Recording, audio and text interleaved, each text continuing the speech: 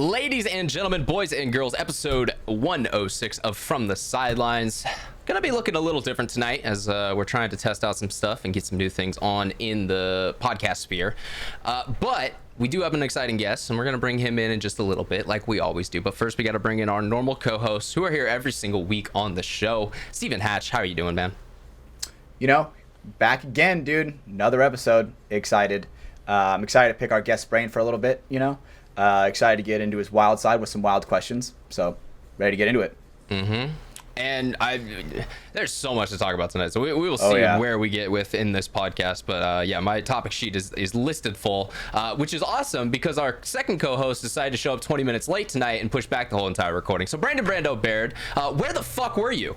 Yo, look, I was at work, then had to hit the workout that I already scheduled, and shit sucked. Look, we're here. All right. As you said, we're here every single week, not a week missed.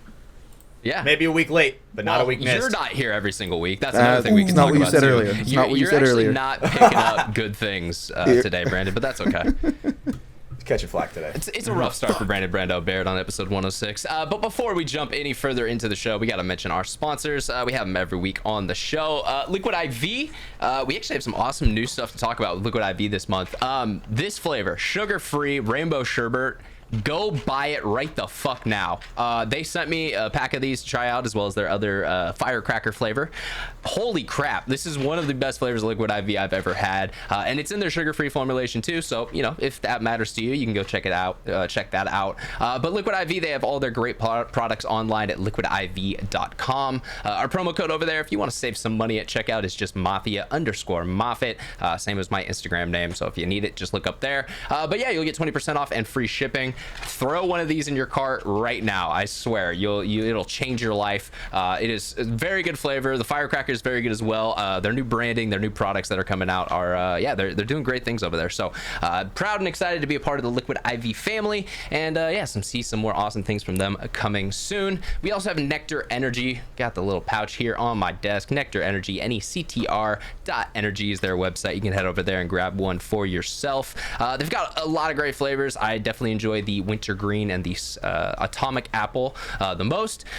Like Brandon, you can catch them all over there, get them in your hand. Yeah, they make some great products. They're run by some great guys who definitely have been interested and involved in paintball for most of their life, but also when they started this company, they wanted to get back to their roots and kind of, you know, get it out through people in our sport. I know a lot of guys have jumped on it and definitely been fans of it. So go check it out. NECTR.energy. That's where you're gonna head over. NECTR.energy. Promo code MafiaProductions. So just all one word, Mafia Productions. Type it in the promo code, and you're gonna get a buy two get one free when you go to check out. And last but definitely not least, we have them every week on the show. WeltsClothing.com. Tomorrow is Welts Wednesday. They have new limited edition merch dropping tomorrow. If you're listening to the show on the normal public spheres, it's probably already gone. But if you aren't, make sure you go head over to weltsclothing.com tomorrow and check out their options that they have available. Some pretty cool dry fits that I saw, as well as maybe some new hats that I think Scott was showing off. So yeah, head over there, use code FTS, grab yourself some new limited edition, either from this drop or maybe the next one if you missed it. But they've always got cool things. You got to keep a lookout on their website to stay up to date. All right, well, that is our sponsors. That is our intro. Now it's time we bring in our guest. He's definitely new to kind of the paintball scene, and you know, a lot of people are probably like, you know, oh, I haven't heard of this guy, but I'm starting to hear of him more and more now, thanks to our friend of the show, Verbal, down in Texas, giving this guy and his team a little bit more shine in the spotlight as they deserve. And yeah, so we're excited to have him on tonight. Another one of our friends from Paintball Fit. Love that team, have them on all the time. But we got their rookie, the new young gun, Cyrus Garringer, on the show tonight. How you doing, man? Good. How are y'all doing? Doing great. Doing all right, man. Surviving. Okay, so let's try that all fucking again. Cyrus, you're back in now. I don't think your mic is making as bad of a noise. So that's great. That's good. I think we literally were just bringing you in when that happened. So, Cyrus, who are you, man? You know, what do you do? What's the story behind Cyrus Garringer a little bit? What's up? Or Garringer. Cyrus Garringer. I played for Paintball Fit. Moved to Texas. Started playing with the team. I don't know how far back you want me to go in my little story as a paintball player. Where to begin, you just moved this year, or We can do either. The beginning of this year or Conception, preferably. Inception. Oh, Conception. Well, I'm originally from Santa Rosa Beach, Florida. But started playing in 2020. My first D5 event was 2020 World Cup. Shit. But So you were playing D5 at Cup 4 years ago, and now you're playing with a pro team. yeah. Okay, That's awesome explain expression. that, because that's interesting as fuck. Yeah, so like I've always kind of been like a fan of the sport, but I never had a field near me. So like even like in high school, I remember I was on like the wrestling team, and like after our season was over, I knew I didn't want to do wrestling the following season, but I still had like a class period that was like technically like the wrestling period. It was just our practice. And like during that Oh, that's cool. period, I would just like go in the bathroom and like watch like paintball videos. Dude, Just on that's your sick. phone or like- something? Yeah, because like I didn't want to be in the class, so I would just like go in for attendance, and then I would just go to the bathroom and watch like fucking paintball videos the whole time. So how old are you now? I'm 23. 23. Nice. Okay, not so this too would have been long like ago. 2016, 2017 Yeah, ish. I think around it's still there? Go Yeah. Sports. Okay, so yeah, still Go Sports Yeah. stuff. Okay, so yeah, Gotcha, not all okay. that long ago. It's Yeah, like not too long ago. watching Prime Impact series in high school. Way Dude, too. mean, I had I Naruto was- run back to school. I was watching that stuff. I think I've watched that entire series at least 3 times. Yeah, Only it's 3 fire, as times? everyone should at this point. At least. It's like it's like one of those like legendary like paintball, series. I feel like there was the roster with like X Factor, that 2013 year when they won Cup. That was some sick footage, right? That build up, and now Dan obviously Napoli production. Yep, obviously the One Night in November. That's like a staple film, and now I think the Impact is like a staple series for sure. Dude, I think they got rid of episode 6, the one where they that had the thumbnail as Lauren Kelly's ass. I'm pretty sure they got rid of that episode. Probably. I thought they just That's took the funny. sound out. Is that what happened? I think so. Yeah, there's one of them that it's completely muted. Sucks. I still Yeah, want it, YouTube bro. copyright gosh. caught up Come finally. on. Yeah. I gotta look that up. No, but okay, so cool. So you got into it watching videos. I think that is something a lot of guys, especially in this generation, is starting to kind of creep in from that. That type of stuff that was done in the mid to 2010s. Cool, man. All right. So how does that get you to fit though? I think that's still a part. So you're in Florida, or Yeah. did you grow So- up there, or were you just born there? I grew up in Florida, so it's Santa Rosa Beach. It's kind of like a tourist area. I don't know if any of y'all heard of like Panama City Beach. It's like basically in every Yeah, country PCB. song. Yeah. So like I live like 10 minutes from Panama City Beach. Oh wow. So like that area, like I grew up there, and then there was a field that got open. I think they opened like 2019, but in 2020, like I actually saw I found them, and I'm like, oh shit, they have a speedball field, but it was like the air bunkers, but it was like on clay, really bad. Yeah, not Gotcha. really It like was a setup not- field, not- but it had the not- right bare But like bunkers they and just shit. opened, and they're like, oh whatever. It's like, I'll give you a discount. I was like, sick. I'm gonna be here every Hell weekend. yeah, dude. So like I went every Saturday and Sunday for like, I don't know, probably about 6 months before Cup, and then this team was like, hey, you want to come play Cup? I'm like, sure. And then I just played D5 3-man, and then I think we That's got sick. knocked out in like semis or something. But This was the COVID year, right? That's what Yeah. you're saying. It was 2020. Okay, so you had a lot of free time to just Yeah, head out to a exactly. field and grind away, and Yeah, you and guys at had that time I was the so, right like- in Florida to go actually do shit. And COVID didn't affect your field at all? no, it didn't. COVID didn't affect Florida at all. What are you Yeah, talking dude, I about? worked, I- in, I worked, you know, in, a I- re- I- I that worked went- in that a went on my mind. restaurant. I worked in a restaurant, got COVID like 4 times. We just balling. Just couldn't smell or taste anything. Yeah, He's fine. Look at him. yeah. I'm Prime fine. specimen, dude. COVID survivor. Dude, I think I could get it again today, and I'd be fine in 3 days. this Yeah, point. your body has a lot of the antibodies already built Yeah. up. He's immune. Yeah, pretty much. Superhuman. All right, so cool. So 2020, you're playing with those guys. Did you jump right up to another division, or was it kind of like, So, did yeah, you I get an went- offer?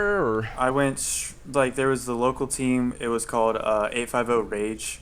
And it was like a play on like the Miami Rage. Mhm. And so like we had like the gold chain, and like we had like Like the jerseys were blue though, because like the emerald blue in like Florida, whatever. Okay. Okay. Went straight up to D4 from like that event to like the next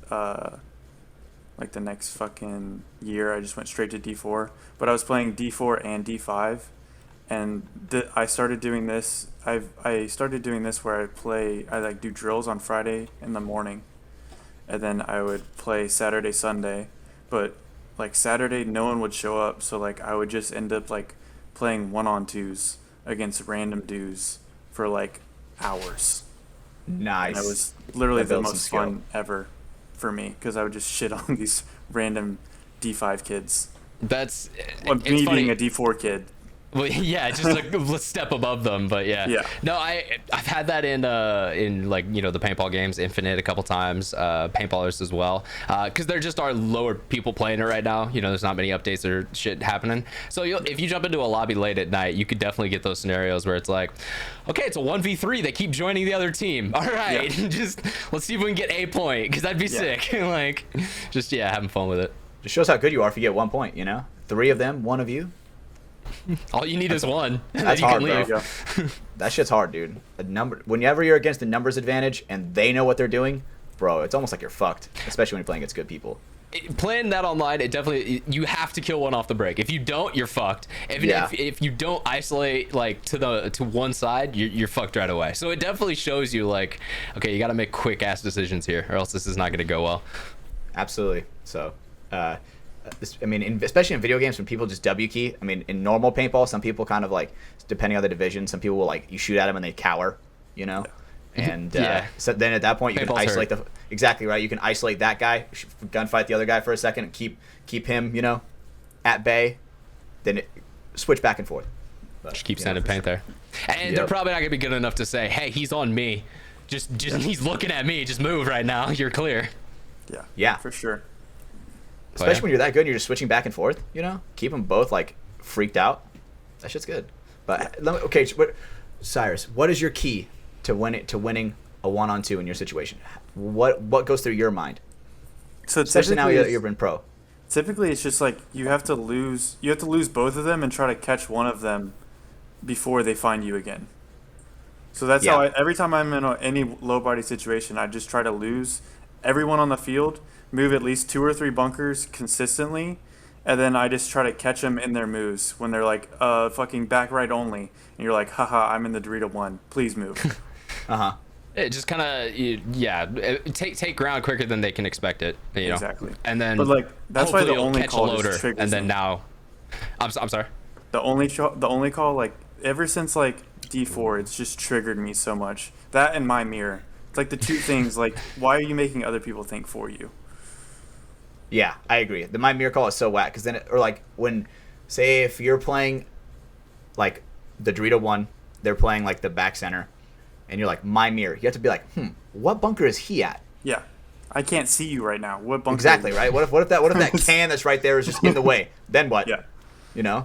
So I will say the save your only teammates call some I time. disagree with you from, because if you're playing with people who know what they're talking about, it is a very useful call. But if you're playing D5 and they don't realize there's 3 bodies left alive, then okay, you can fall to traps pretty quick there.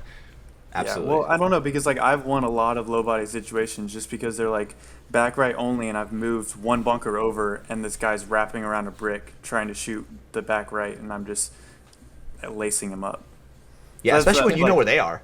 Yeah, It's way easier to get a shot on them real quick, because definitely. if you know they're in the brick. I will say, if you play D2 and down, do not listen to Cyrus right now. Please use communication in a 2-on-1. I do not want to see all these kids being like, well, Cyrus said don't talk, or else he knows. But you can always no. say the same thing. Just kill 4 Cobra, or kill 4 back right, or whatever it is. Your Yeah, code. but the point remains. This happens when you're at a very advanced level, and you're able to pick up little things like that. D4 Timmy, please say he's this spot on me, or something like that. You use your words.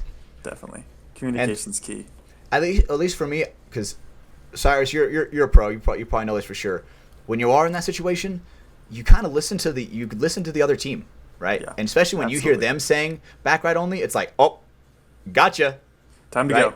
And then Yep, I will just wait for them. exactly right. Say Please if move. say if you're in the Dorito one, you hear them say back right only, dude. You are like, oh my god, the opportunity of a lifetime right here. I can't absolutely. miss. So Yeah, because if you miss, then you're just really screwed. yeah, then And then you hope get, they think there's two alive. yeah, and you have to like create that opportunity for yourself again, and it's even harder because now they're even closer. So Exactly. that's a good way to break that down, Cyrus. I like that. So continue on with your paintball career. First event in D4, we podiumed. We took third. I don't think I played a lot. I think I played like 4 or 5 points until like the very end. After we like lost in semis, they were like, okay, you can play a little bit. So I got like a couple points for the third match, but like didn't play a lot, and that kind of like lit a fire in me. So I started playing more, like trying to learn more. So like I started doing like I got like a BKI membership, trying to learn more drills. Hell yeah.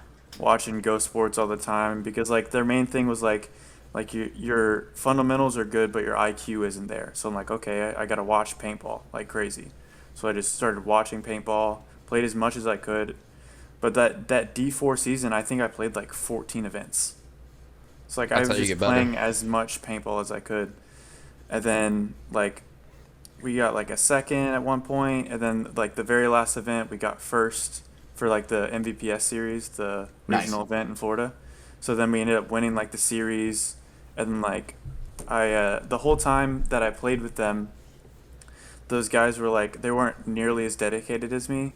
So like I already kind of had it in my head that I wanted to go somewhere else, but like the whole time that I like was starting to play, everyone's thing was like they quit playing because their team fell apart, and I didn't want that to happen to me. So like every event I would go down and I would just talk to everyone, make friends with literally anyone that I could, so that if by chance the next season the fucking 850 Rage wasn't a thing anymore, I wasn't going to be shit out of luck with no team.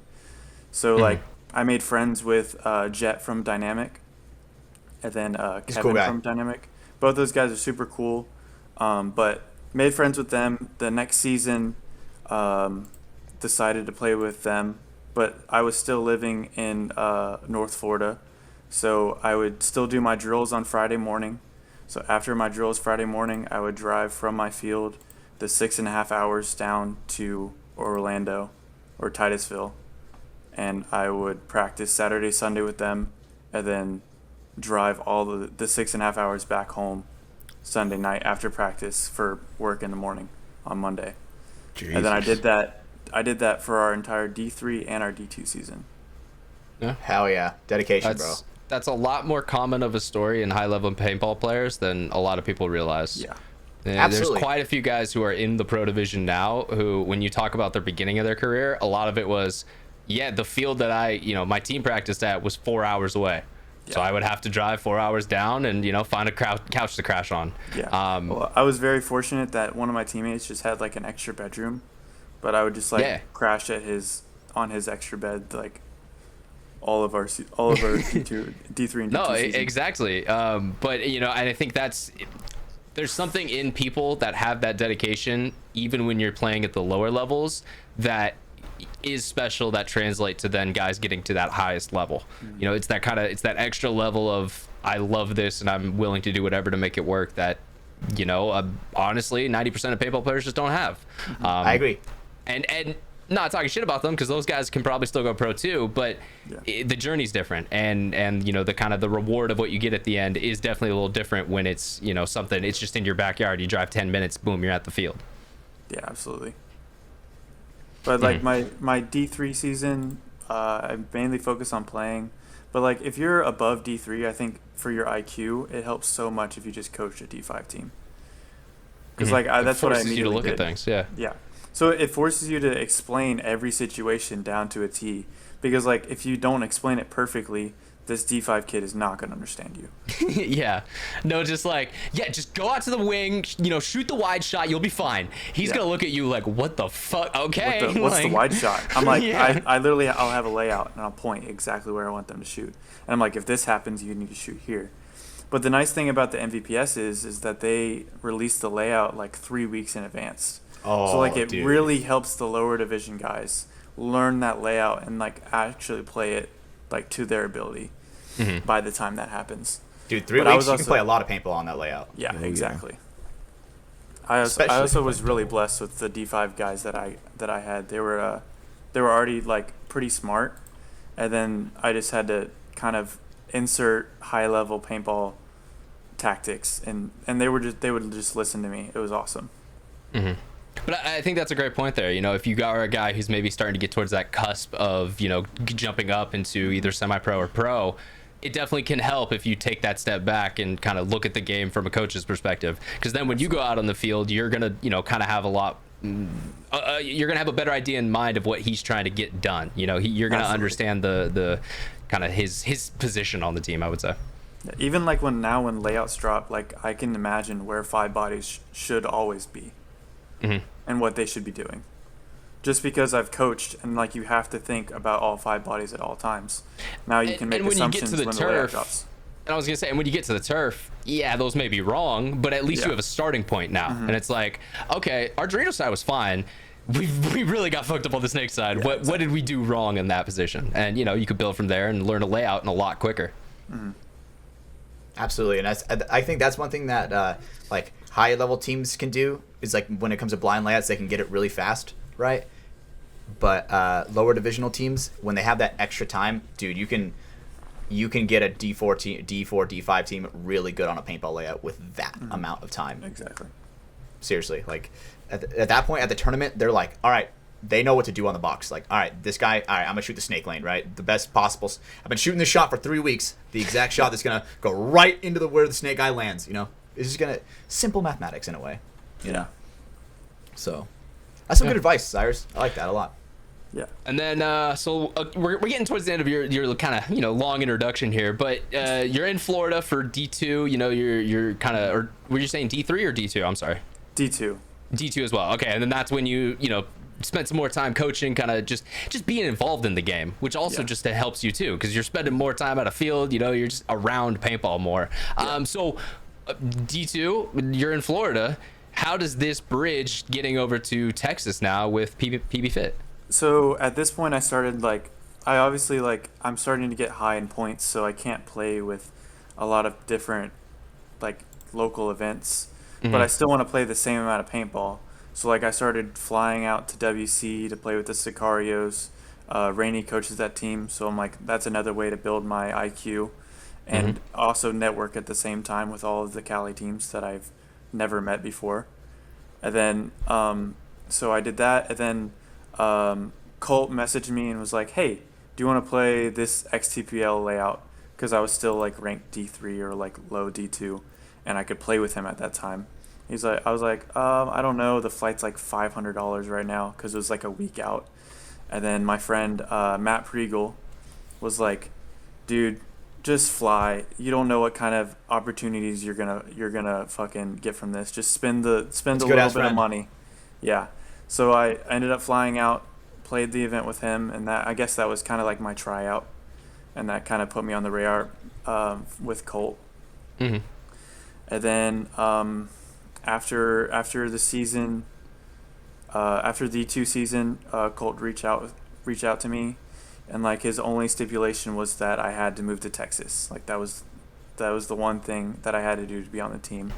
And I was like, you know what? Fuck it, let's do it. And I literally I came home. I think it was like I spent like a week and a half in Orlando because my girlfriend was down there at the time. So I was like spending time with her. Came back that Friday, and I told my grandma, I was like, hey, I'm moving to Texas on Monday. And I just packed up all my shit and drove 11 and a half hours. And I stayed with Matt Pregel for like 2.5 months until I got an apartment in Fort Worth, Texas. Nice, yeah. Kind of. Nice, Yeah, that is sick, dude. Had a friend to kind of, you know, help you with that transition a little bit. Yeah, absolutely. That's a good homie, dude. Seriously, shout out to that guy. Yeah, for real. At least, so for me, I guess it almost makes like a soft spot in my heart for some people when I see other individuals that are kind of trying to make it work just like I was, you know, that didn't have, you know, the layout, you know, where it's like, for me, I know that with shout out to Papa Cedar, right? He's the guy that I can go to, right, where I can stay at his house, because instead of driving 3 hours up, 3 hours back, then doing the same shit the next day, right? Mm-hmm. He's really helping me out, right? Yeah. So, whenever I see a player in need like that, definitely makes me want to help them. Especially like if they become a good enough friend, dude, I'll open up my couch to a friend. You know, if they really need it. You know, It's paying it forward. absolutely, because people did it for me. Because As one of your teammates says, you're trying to gain that good karma. You need those bounces. Yep, dude, that is one thing I definitely learned, dude. If the nicer you are, the more bounces you get. Absolutely. Take notes, everybody. I just get him because I got so many kisses on my forehead that just the front of it's just super soft. That is so good, dude. Well, and you got the beanie on too. Yeah, so, beanie got gang a for little life. bounce protection. Beanie gang for life. Dude, I was only a single headband kind of guy, but then my hair started getting really long. Then I had to go to the clava. But Dude, I don't know. I feel like you either have to have like long hair and like the perfect hairline for the single hairband, or you have to like have a nice fade. That's the only time. yeah, It looks I good. agree. Because like I do not have a perfect hairline, even close. So I'm gonna keep the beanie on. Yeah, I like Marv's look. You know, he'll throw the skull cap on. I think that's a good in between. You know, if you want to keep a clean look, but not necessarily go for the beanie. I think honestly, the in between's got to be the head wrap. Like the Sandana kind of Yeah, thing? but Yeah. we don't wear head capes. Head capes okay. are bullshit. Yeah. Yeah, but I'm it's a like fan. it's close. I'm a fan. It's like the in between. The in between. I'm the clava guy, but the thing is, when you wear the clava, people when people that don't play paintball see you in that, they just assume you're up to no good. Yeah, it's For called sure. shiesty Bro. for a reason. Yes. So, definitely don't wear that shit outside of paintball for sure. I Yeah, learned that one the hard absolutely. way. Or do. I mean, there's a lot of people walking around a lot of urban cities right now doing that. That is fucking crazy. Can't But, have your ops catching you, bro. Very true, Ryan. Great point, dude. Great point. But yeah, beanie gang, dude. That's. I feel like my head just overheats too much. I got long hair, plus Yeah, the beanie. I mean, I definitely do, but I don't want to look stupid. But look, ag. Ag above everything else. Absolutely. Ag above heat stroke. Yeah. valid, dude. Just pour water on the forearms. Dude, I've overheated enough. I know every trick. Water know on the the tricks. forearms, wet microfiber underneath the armpits, in the crotch if you're really bad. Yeah, no, those are proven ones. I had to do Dude, that a couple times at There's some Sunsplash when I was people a that should be lifeguard back taking in the day. notes. There's people that are taking notes from you, Cyrus. What are some more Dude, tips for overheating, don't bro? pour it on their back. If someone's overheating, please do not pour cold water on their back. You will actually send them into shock. Just put it on Alright. their forearms, right on the wrist. Put a wet microfiber, wring it out first. Don't have it soaking wet, and then underneath the armpits. What are It's, the other ones? the reason why you go armpits underneath the crotch, you can also do on the neck. That works pretty good too. It's just places that have high blood flow, so you want to be not near arteries. That way, that blood's starting to cool down, and then it can help cool down the rest of your body. Yeah. Don't put it on their back. Please don't pour water on their back. Don't put it on their back, kids. Does not help. No. When you're grabbing that ice and putting it down your friend's shirt, you're actually not helping him. Yeah, the first reaction that anyone ever does is like jump and like They're like, everything seizes. Yeah. I'm definitely like that. When I mean, if to be honest, I mean, now if that you now do I it to know, yourself, I think it's like a little bit better. But like when you're not expecting it, that's when you can put someone to shock. I would have to agree because sometimes I'm like coming out the field, I get like a water bottle, and I'm like, sheesh, pouring over my Yeah. shoulder, and I'm like, God damn, it's hot. Yeah, But, I think that's fine. But like, it's mainly when they're not expecting it, because like Yeah. If they're not asking they'll for it, seize it. don't do it. Yeah, pretty much. So, damn. All right, good Medical tips. advice from us. True on Florida from the boy right sidelines. there. Yeah. So moved out to Florida. That was the start of this year. Was it? Yeah, the start of beginning this year. So I moved in Okay. February. Nice. Okay. Yeah. Nice, So hell yeah. got a spot. Got yourself situated, and been practicing pretty much every weekend since. Yeah, every weekend. And then we do the night balls Wednesday and Friday too, so we're out there as well. Yeah. How far away guys- are you from Fit, like the field? With traffic like 45 to 50, without like 30 minutes. Oh, So that's like not the bad at early all. mornings, pretty quick. That's sick. That's fucking sick. Yeah. what was I gonna say? Yeah, you guys actually, Paintball Fit, the field announced a new kind of event that you guys are gonna be throwing on. I think towards the end of August, and it's actually a traditional style 7-man. So I know you guys have done like the Mech X balls in the past and stuff like that. But definitely excited to see that. We're bringing the 7-man format back a little bit, which I think there's a lot of people who are gonna play in that who never got a chance to play an official MPPL back in the day. So yeah, it's old cool. school players. Yeah, and it's cool. That's one of the things I like about Fit. Trying new formats, trying to bring new things in, and then of course, yeah, Saturday and Sunday you can go play X Ball. The X Ball field's set up, but have some fun on the other days of the week too. That shit is sick, dude. Just being around paintball like as often as you possibly can, dude. That's how you get good, bro. Like, yeah, absolutely. It just seems like if you want to go to get good at paintball, just go to Paintball Fit, right? Just go to like the huge mecca of your state, like the best possible. Literally any field that will let you drill during the week. Yeah. Like if you have the time, just like my thing was always like Friday mornings was always open for me, so I would just drive to the field and do drills by myself. Nice. The owner, like they changed ownership of like my home field at one point, and like the owner started doing drills with me, which helps. But sometimes when I'm doing drills with other people, like I go at their pace instead of my own. So like I just end up talking for hours, and then I'm like, oh, I didn't do fucking anything today. The lollygagging, dude, that's a killer practice for sure. Yeah. Right? Mm-hmm. But we're so bad at that, right? We're like, so now we gotta like snap each other out of it. We're like, all right, boys, let's get the fuck out there, Yeah. Because we're trying to beat the heat. It doesn't take 20 minutes to fill your pod pack. No, it does not. It takes 30 seconds. Literally. The nice thing about Fit is that they have those like they call them the shark tanks, so it's like the pits behind each of the start boxes. That is so awesome. You'll just be sitting in there, and like as soon as the point before you ends, you're like, oh, sick, time for our time to go. So you like, it's almost never downtime with us.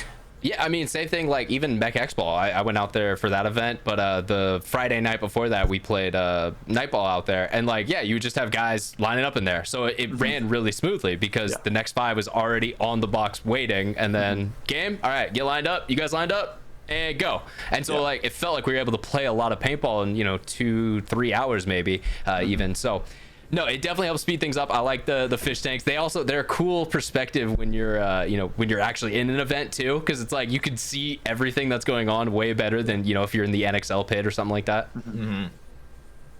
Like the only way you can really see a lot of those angles is if you're like at the NXL field or like at your local field, like right behind the net. And so I mean, some fields, dude, you cannot trust the nets. Well, and I will say too, the World Cup setup is exactly the same, where they bring the pits to behind the box. I like that setup. It's so nice. And I like that too.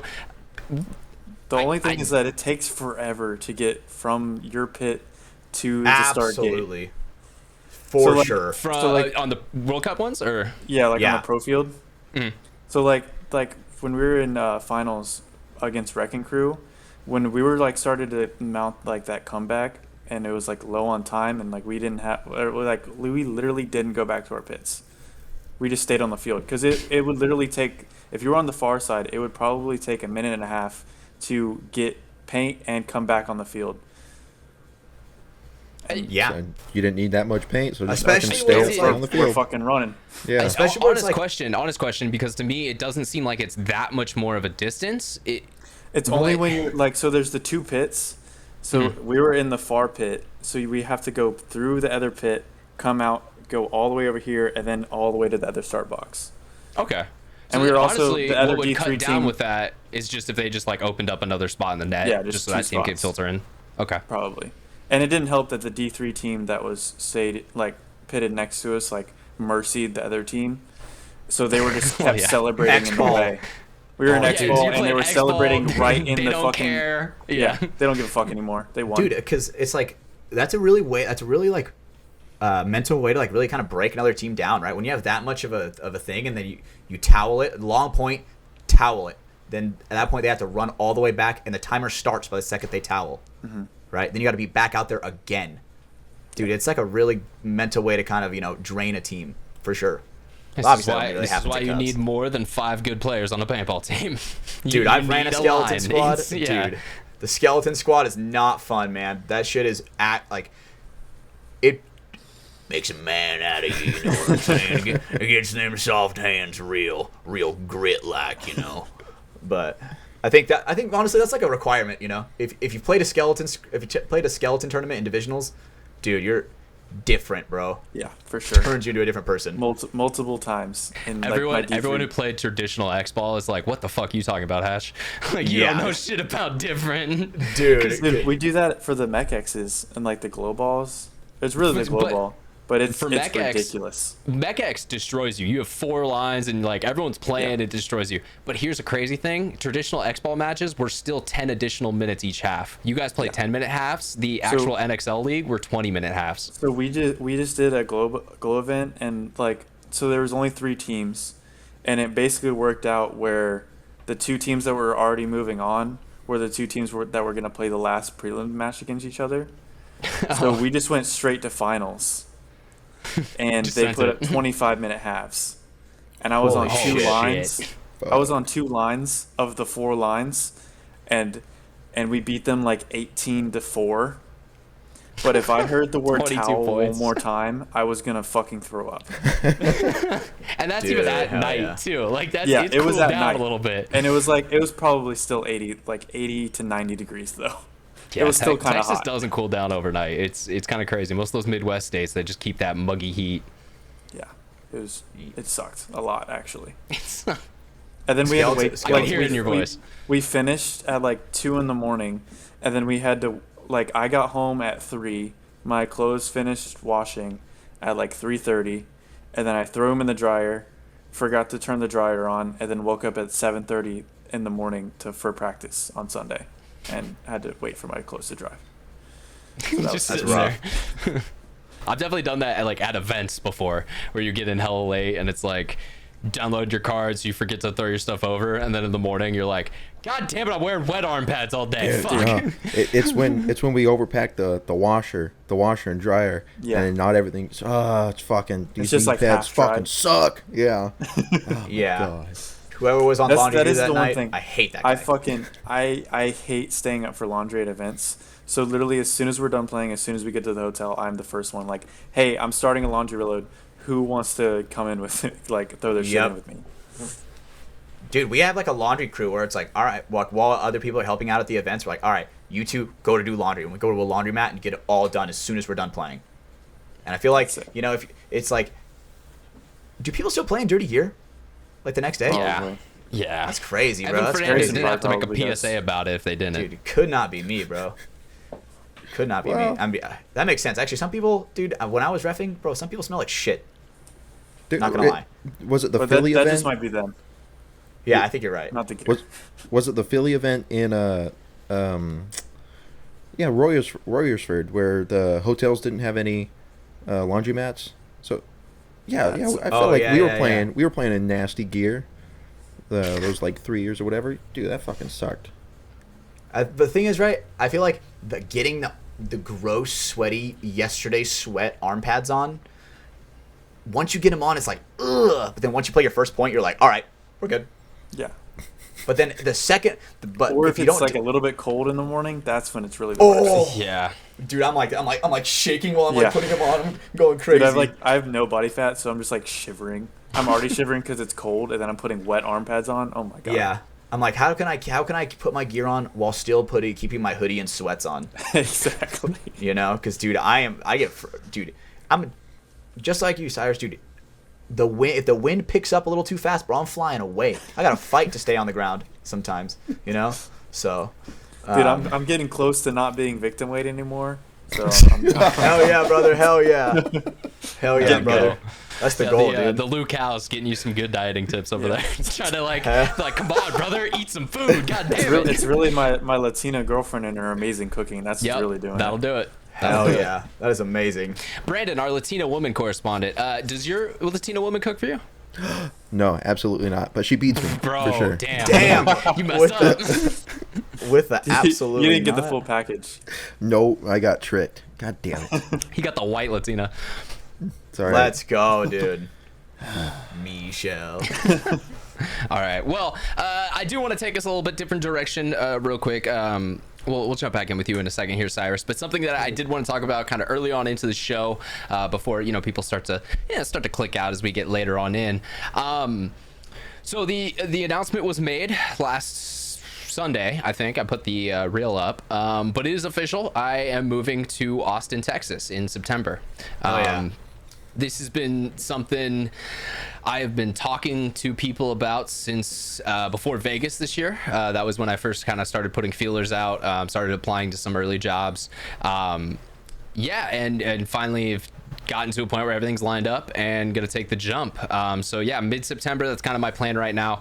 The end of August, I am heading down to Austin to kind of check out some apartments and, you know, just do some scouting, see what's up down there. But yeah, and then coming back, packing up my shit and moving on down there. There's obviously going to be, you know, some changes with that, just being in different time zones and stuff along those lines. Myself personally, I am going down there to try and start a career in media in different aspects.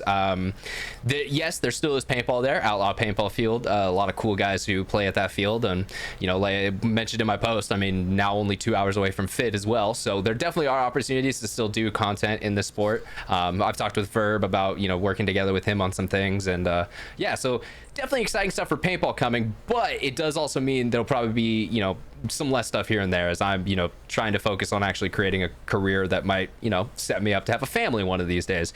Something I actually want to have.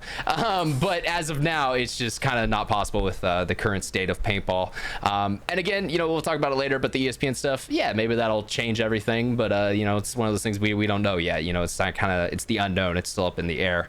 But with the moving, we are holding a kind of a special day, so we're gonna go out to Shooters All Season Paintball in Northern California. I have had a couple people ask me why Shooters.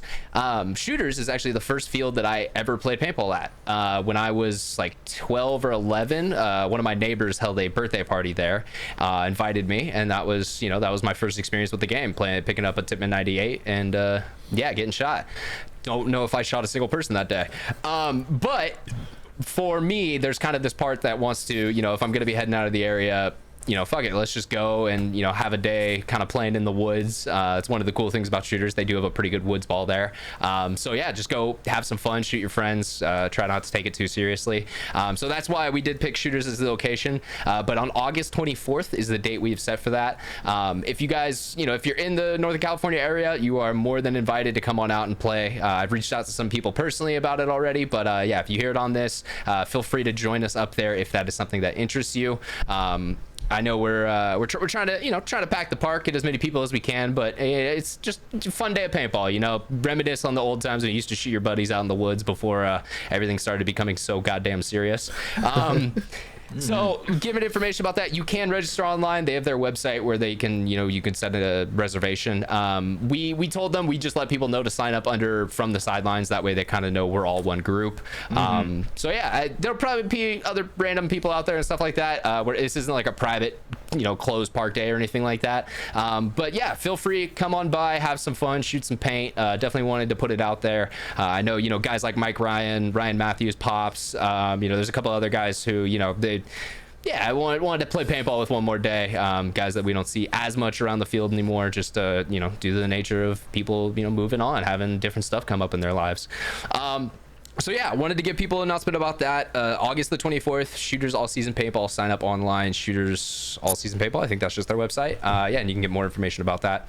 And we'll also be putting stuff up on the Instagram and stuff, so you'll see more information.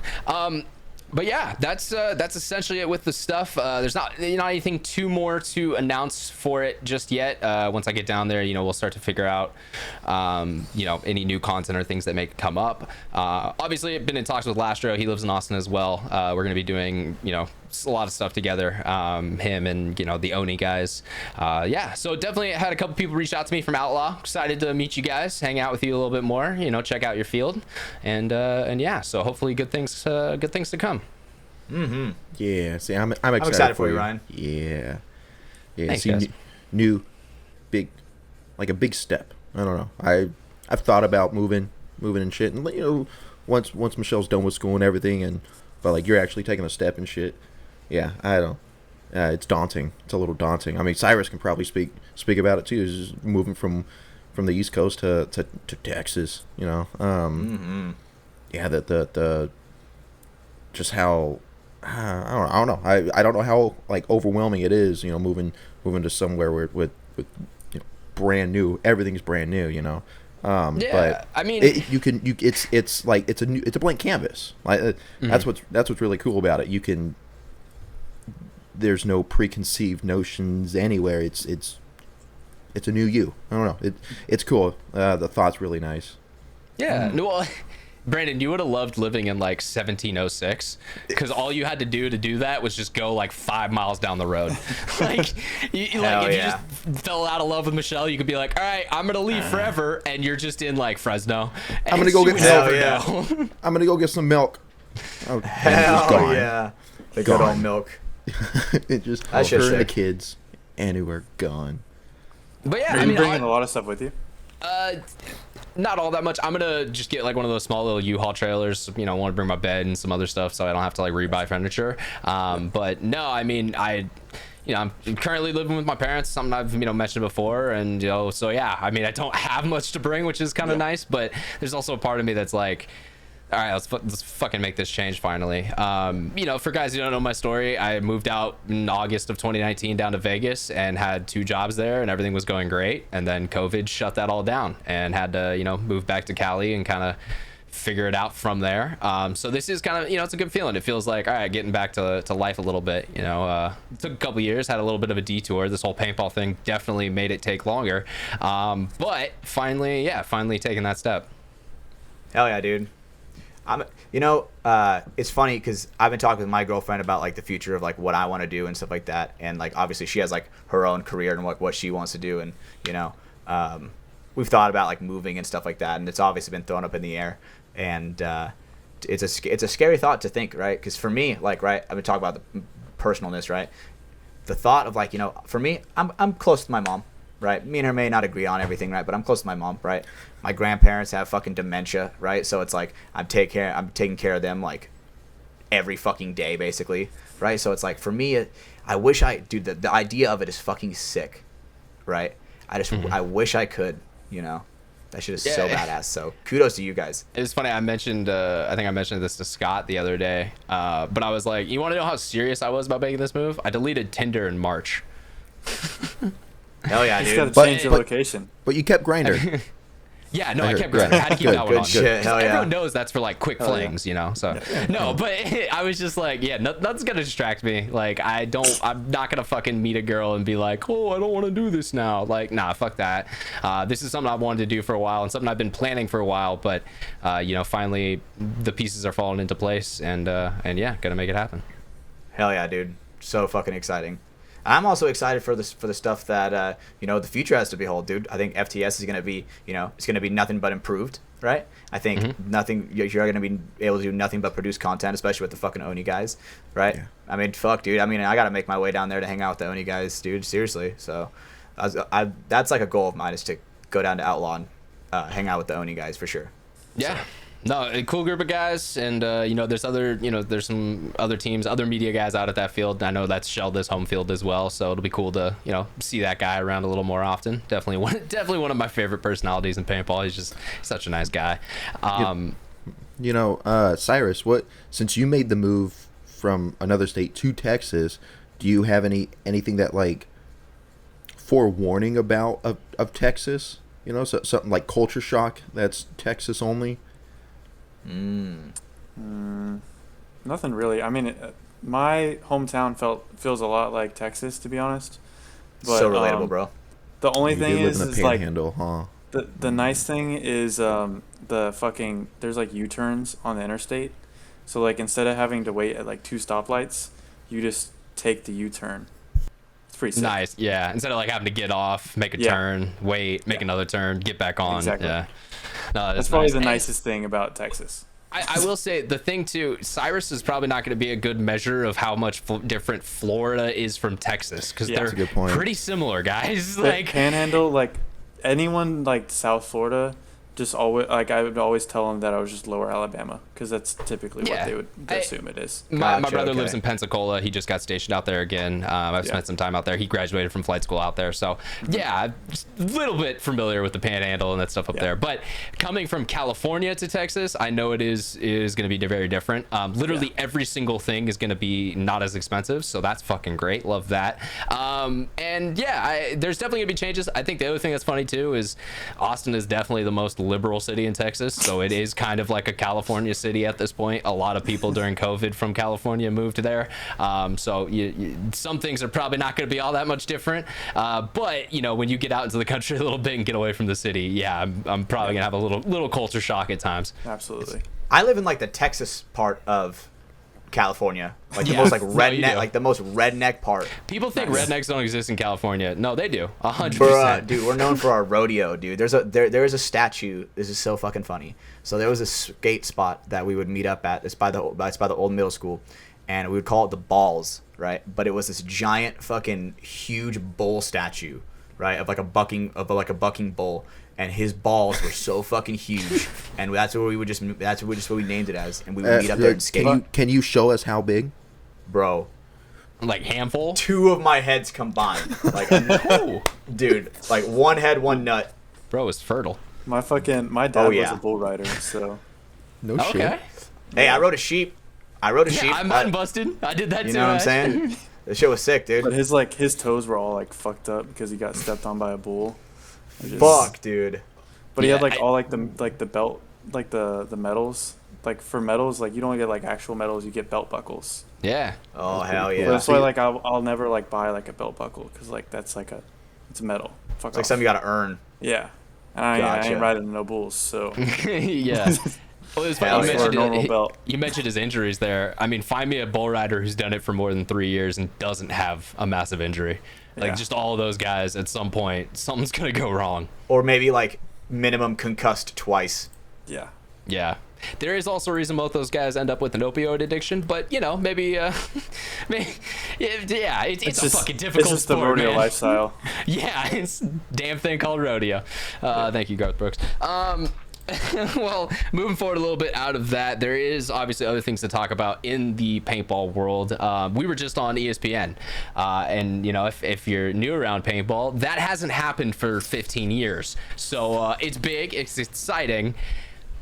And everyone is split about it. There's been so many different opinions online. I've seen a lot of people who liked it. I've seen a lot of people who didn't like it. I've seen some people who said it's the worst thing they've ever seen. I very much disagree with you guys. My take up front, I actually really loved it. Could the gameplay have been better? Yes. They could have done a lot of things to show off the actual gameplay of the sport better. But I think a thing that a lot of people are not thinking about or taking into account is we had 22 minutes of content to introduce our sport to a completely new audience who has never seen it before. I think they did a pretty good job of that. I agree. And you know, Maddie's writing, their use of the overlay graphics to show, you know, kill counts, what's going on in the field. Some of the camera angles were not great. They could have used the GoPros a lot more, I feel like. And even if the footage wasn't perfect, I feel like Hoskins' bunker on, was it Kirill in the 50? It was one of the Russian Legions guys in the 50. Just switch to his GoPro. It's going to look so much better if you can see that paint flying off his back because, you know, you're just that much closer to the action. The only thing is obviously I wear a barrel cam, but like I tried the camera on top of the goggles. And the loader's always in the way. You'll never see anything. Yeah, no, and you're right there. Unless they're like this. My thing to cut against that, and this is something that you had to be at the Spick and Span show to watch, Darren actually sent Ryan a version of all of the GoPro footage kind of stitched together. This is something I think Ghost Sports is going to drop on their website where they, you know, not every single player all the time, but they like cut to one guy in between all the time. So it's like all first person perspective. Yeah. There was a lot of great shots in there. You know, stuff that like Verbal was on the call and he was like, why didn't we use this? And I definitely agreed with him because it was like, you know, they definitely would have showed it better. Again, there's that argument of, well, we have 22 minutes. So, you know, you can't show every single angle. You got to try and just show the stuff that tells the story of the game, which, yeah, it just really sucks we had that small amount of time. You know, in a 30-minute time slot, there's 8 minutes of ads. You only get 22 minutes to fill. And the commercials is what made it really hard, right? And hey, there was a paintball commercial in there. I saw it. Yeah, so apparently that was something Tom mentioned too. They were originally supposed to have 4 ad slots, but ESPN at the last minute pushed that down to 2. I think they sold some more ads against our programming. So, you know, maybe it would have been cool to see like an HK ad or something like that in there, like some other part of our industry than just the, you know, MLPB side. But it does make sense if we only have that small amount of time, then okay, yeah, show the, you know, hey, here's a website where you can learn just, you know, there's a field near you. There you go. But yeah, I mean, there's definitely things and critiques that arguments and people can make. Something I saw a lot, you know, as mentioned, I was watching the Speaking Spanish show earlier.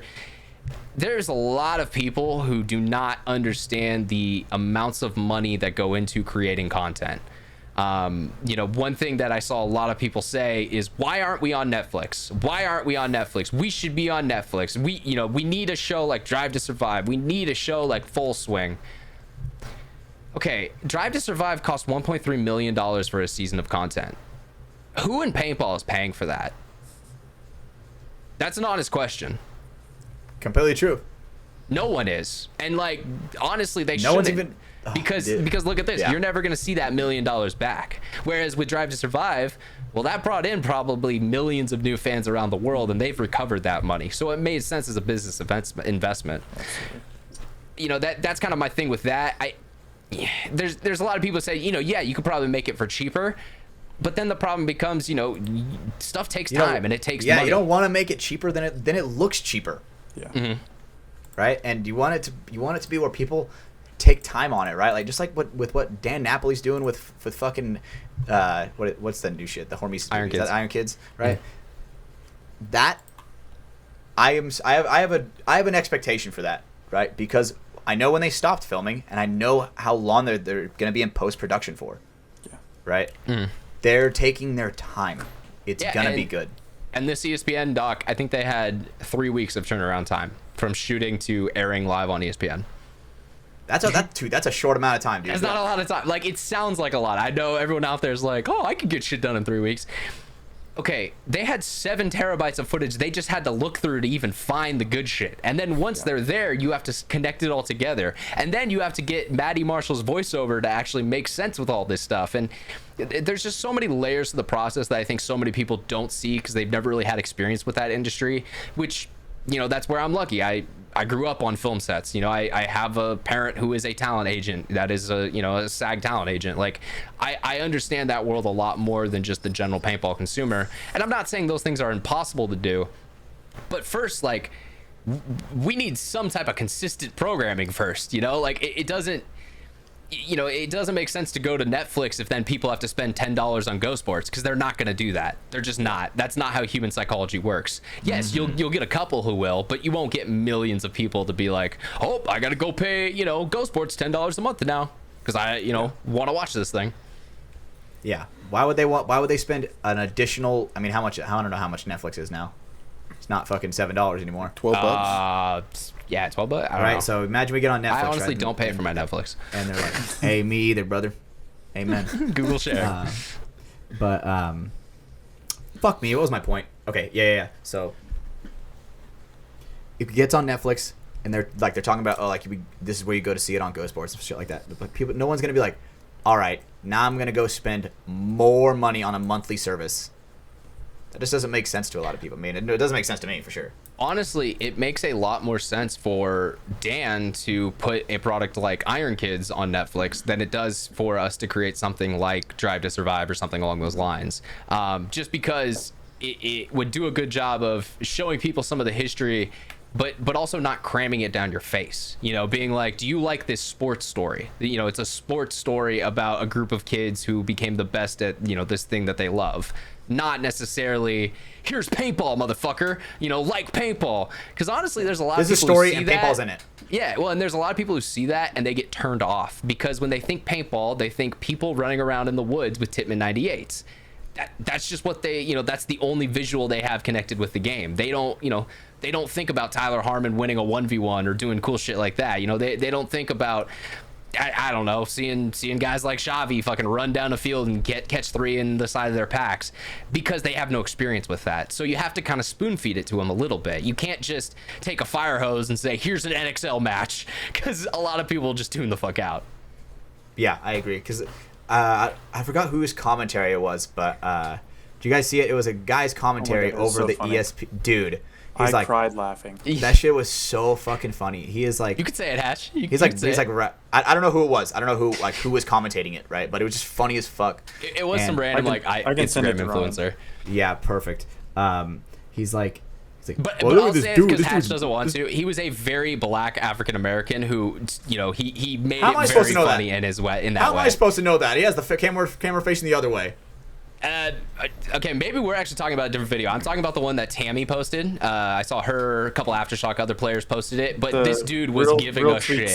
He was calling everyone out for camping and all this stuff. Dude, it was funny as hell. I'll give him that. It was some funny ass content. He's like this guy. He points right to Thomas Kim. He's like, look at this dude.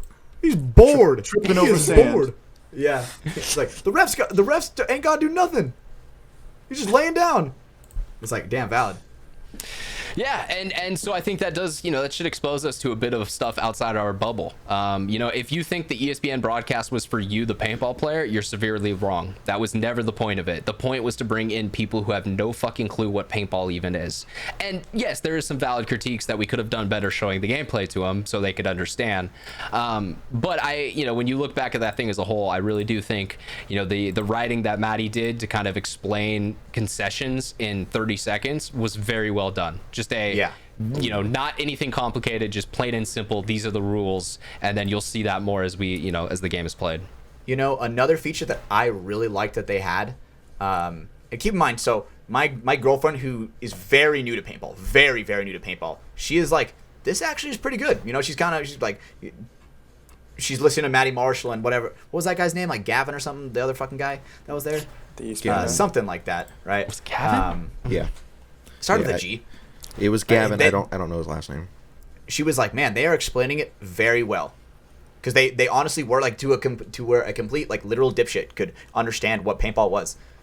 And because in my mind, I'm like, as a paintball player that's played paintball for the better side of 10 years now, it's like, man, they are describing that so noobly. But I'm like, oh shit, they're supposed to be explaining it to noobs. People who have never even seen it. A majority of the world's population are noobs when it comes to paintball. Like, this isn't soccer. This isn't something that's been played for 300 years and just everyone intrinsically understands you kick ball into net.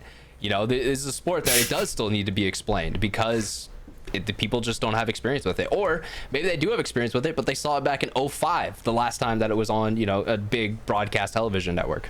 Or like the video is the fucking 1999 Iron Man versus the Turtles, the paralyzed turtles or whatever. The ESPN2 coverage when they were back in the woods. But one feature that I really liked was, so everybody close your eyes and picture this with me, right? The angle would be in the far corner, right, to where you could see a majority of the field, but it's in like the Dorito corner side, right? Mm-hmm. You could see multiple people down the wire, right? You could see Karslev for Russians, and then you would be able to see whoever the fuck was for Shock. LJ Parrish, right, in the Doritos, right? And J-Rab would be all the way across the field, but you could barely see him, but he's in the snake. But they would put names, almost like gamer tags in a video game, right? Directly where they would be at, to where it's like, oh shit, it was color coordinated, where you could see what team was playing on what side. And I actually thought that made it to where you could kind of see, because they were moving it along just with him. You could kind of tell when J-Rab was slowly moving down the field, edging his way to an angle. And I thought that was a really good touch on it. I thought it looked really, really good when it came to that. I did see some comments. They were talking about they wish Go Sports would add that all the time. Okay, doing that live is literally not physically possible. We do not have the technology to track 10 individual things on a screen yet. They do it a little bit.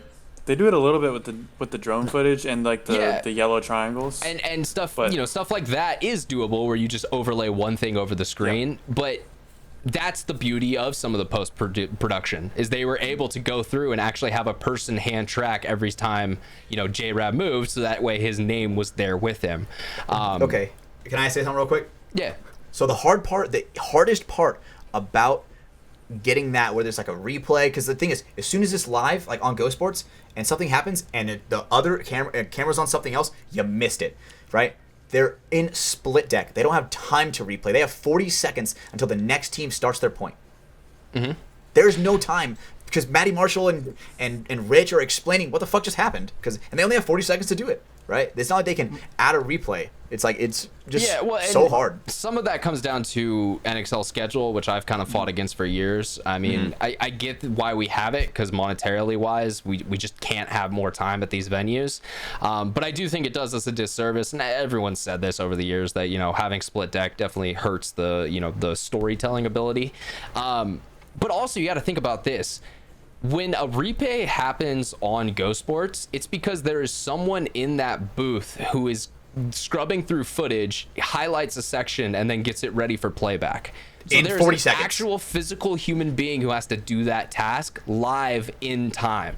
Whereas when you're post-produced, it doesn't fucking matter. Do you have that clip from this corner? All right, go find it in your media browser, drop it on in, stitch it together, boom. Now we have the best replay possible. Yep, and like the ESPN with like NBA, they have 40 people doing that job. Yes, they have multiple trucks of broadcast teams. Right? It's like Go Sports, just like Ryan said, one, maybe three, four guys, maybe. In the actual production truck for Go Sports, there's an audio operator, there's the main technical director who runs the switching board, and then there is a replay guy.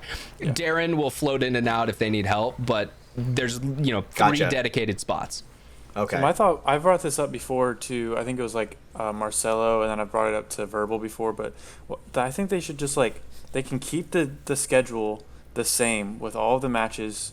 The only thing this might fuck up is the betting, but just push back the Go Sports when they actually start airing it, 30 minutes to an hour, and then just start the thing at 8 o'clock instead of 7 o'clock when we actually start playing.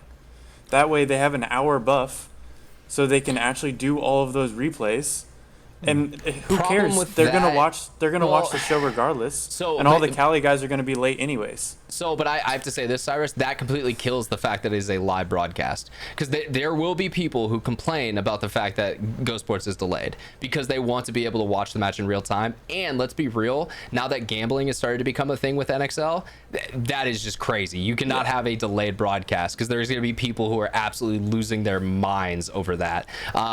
Is it necessarily right? I don't know, but at this point in time, doing something like that would cause more problems. That's also very true, because you could look at the scores live. You could look at the scores live, and then what would be on Go Sports would be an hour behind. Right? Yeah. Have you ever used the PBLI live scoring feature? It's always wrong. It never fucking works. I always ask everybody else to check the scores for me. It's always wrong. Yeah, so I feel like that is a decent compromise, but the problem is that still, now you no longer have a live broadcast, which that is the one good thing about Go Sports, is the second, you know, if Dynasty is winning in Florida right now, I can watch it on my screen, which that's necessary, because if we don't even have that, then we're stepping so far back, you know, pre-PB access days. Because like at the same breath, like it's still kind of live. You're just an hour delayed. There is a difference, man, and like but also there are people who get mad at streamers for having like a 3-minute delay on. yes there are, but also like the like we can never start early. We can only start on time because of the webcast. So that's why some of our days, like, we'll have like 30 minutes in between a match, but that's just because the 2 matches before that went super fucking fast. So now we have 30 minutes before our scheduled time, and we can't go faster. Yeah, and I'm gonna be honest, that's what happens in the NBA.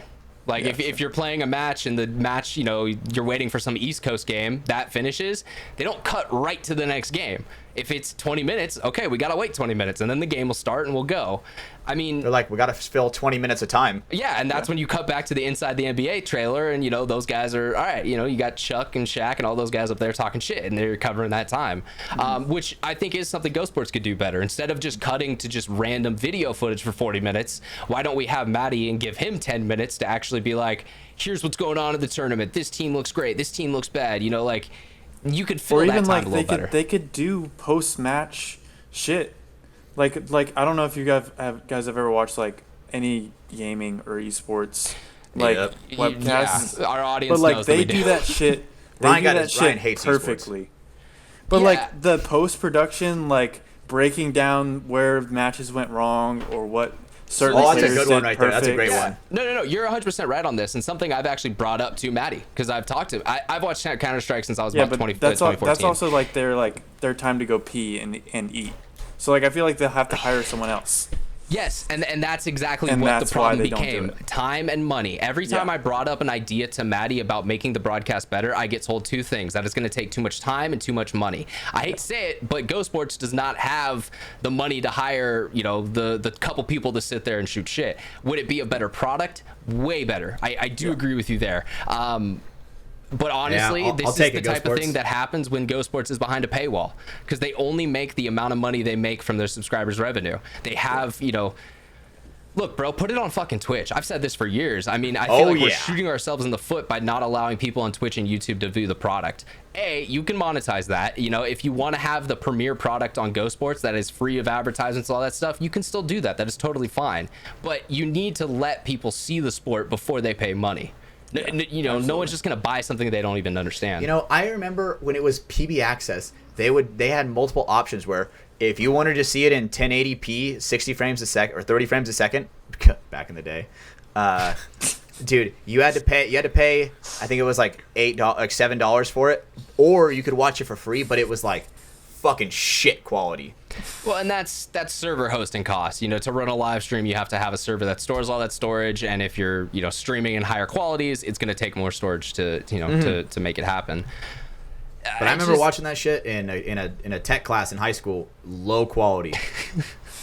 I remember watching 2014 Dallas finals between Infamous and Vicious in the middle of class. That shit was sick. Yeah. No, so I think that's the problem we run into a lot is Go Sports is a private paywalled broadcasting company, and there's not a lot of ways for people in the general public to get access to that.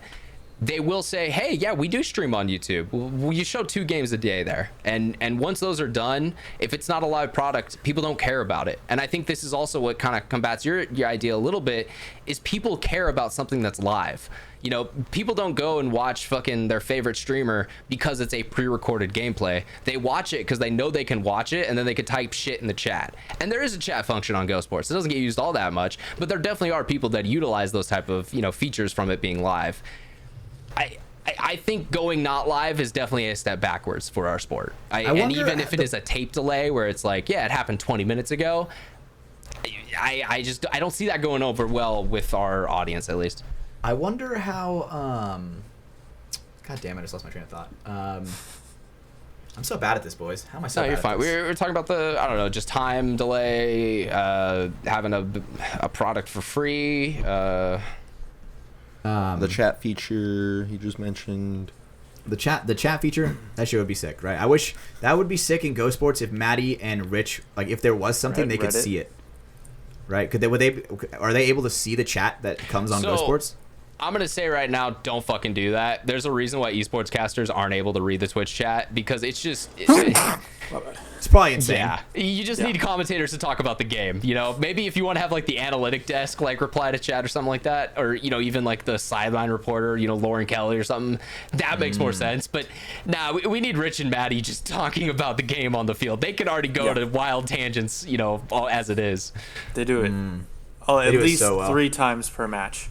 My friend That's Micah as much as I'm gonna go through. always tells us how sus they sound. If you're really you're not watching the paintball game, you're just like listening.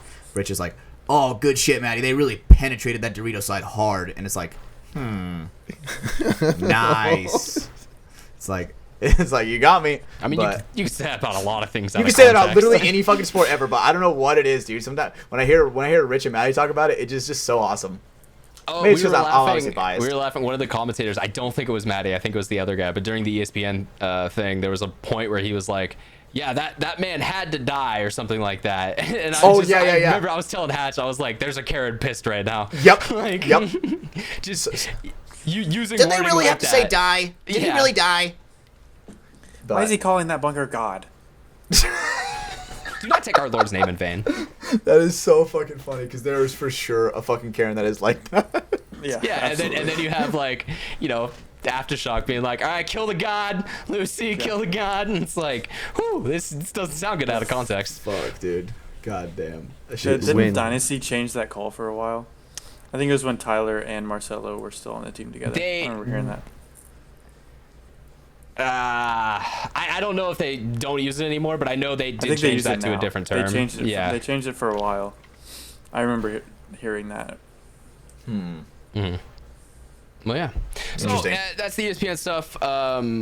Yeah, definitely. I think overall could have done things better. Definitely. But anyone who's out there kind of hating on it publicly right now, let's wait a couple minutes for that. You know, like let's at least let ESPN feel like our whole community loved this, and then we could start talking shit. Because really, at the end of the day, that's all that matters. You know, is we gotta kind of trick people into thinking that we all loved it, so that way they'll play it more. That's just I don't know. I just think they care about the viewership. I don't think they even care. Yes, I think they care about that, and it's also,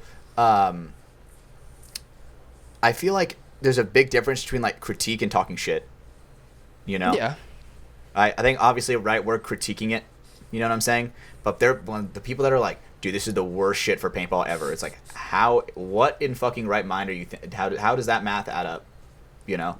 How do people think it's that fucking bad?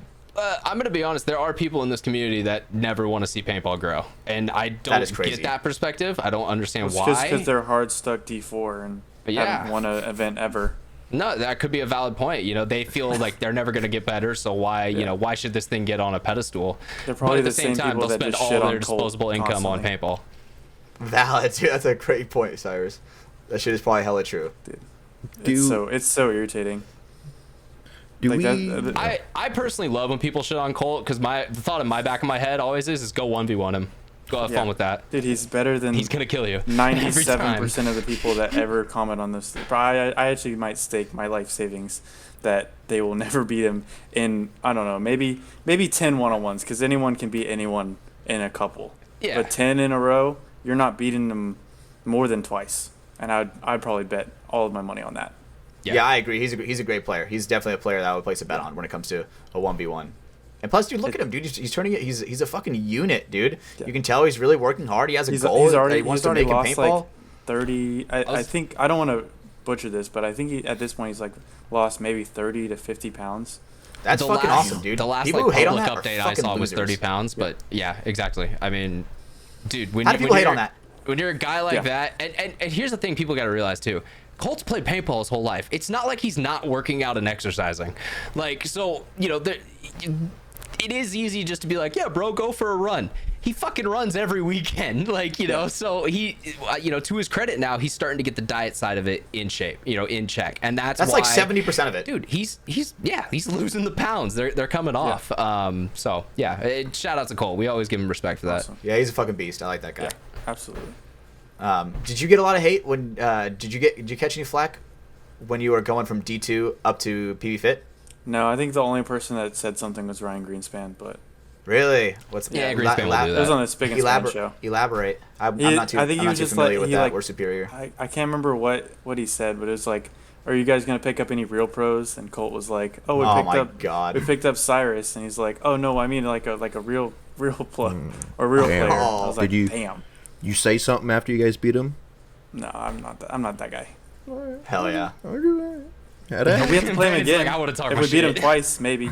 Okay. Well, you heard it here first. Yeah. They beat him again. Cyrus is talking shit. This is a bit out of context. Spick and Span is very good at throwing shots. They're not very good at taking them. So it's one of those things. Like if you're gonna throw some shit out there, you got to be ready for people to talk some shit about your host in return. People are not ready for the X-rated memes. To be fair, like I've actually like talked to him since then, and he's a nice guy.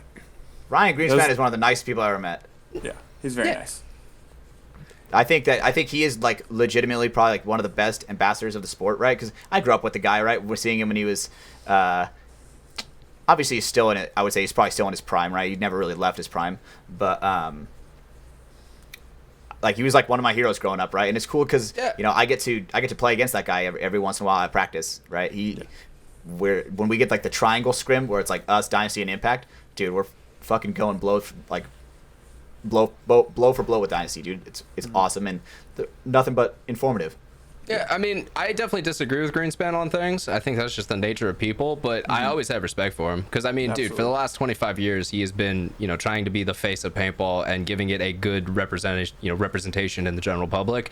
You can look at his vlog series for that. You can look at the times that him and Alex back in the day were on like that paintball MTV show where they like followed them around and did all this stuff. He's always tried to be a good, representative and show the sport in a good light. So yeah, definitely could never take that away from that guy. I mean, I've also Absolutely. watched all of his sliding videos, and when I started playing, I'm like, I got Hell yeah, dude. this shit. I would watch Ryan Greenspan's sliding videos and J-Rab snap shooting videos. Yep. That's J-Rab the shit that I would snap shooting video watch. is still in the back of my head. So I remember good, watching bro. that So PB Nation good. video. Yeah. Before BKI, I just YouTube all that shit. There was like constantly some drill Dude, that I learned. that paintball YouTube era was so fucking good. Yeah.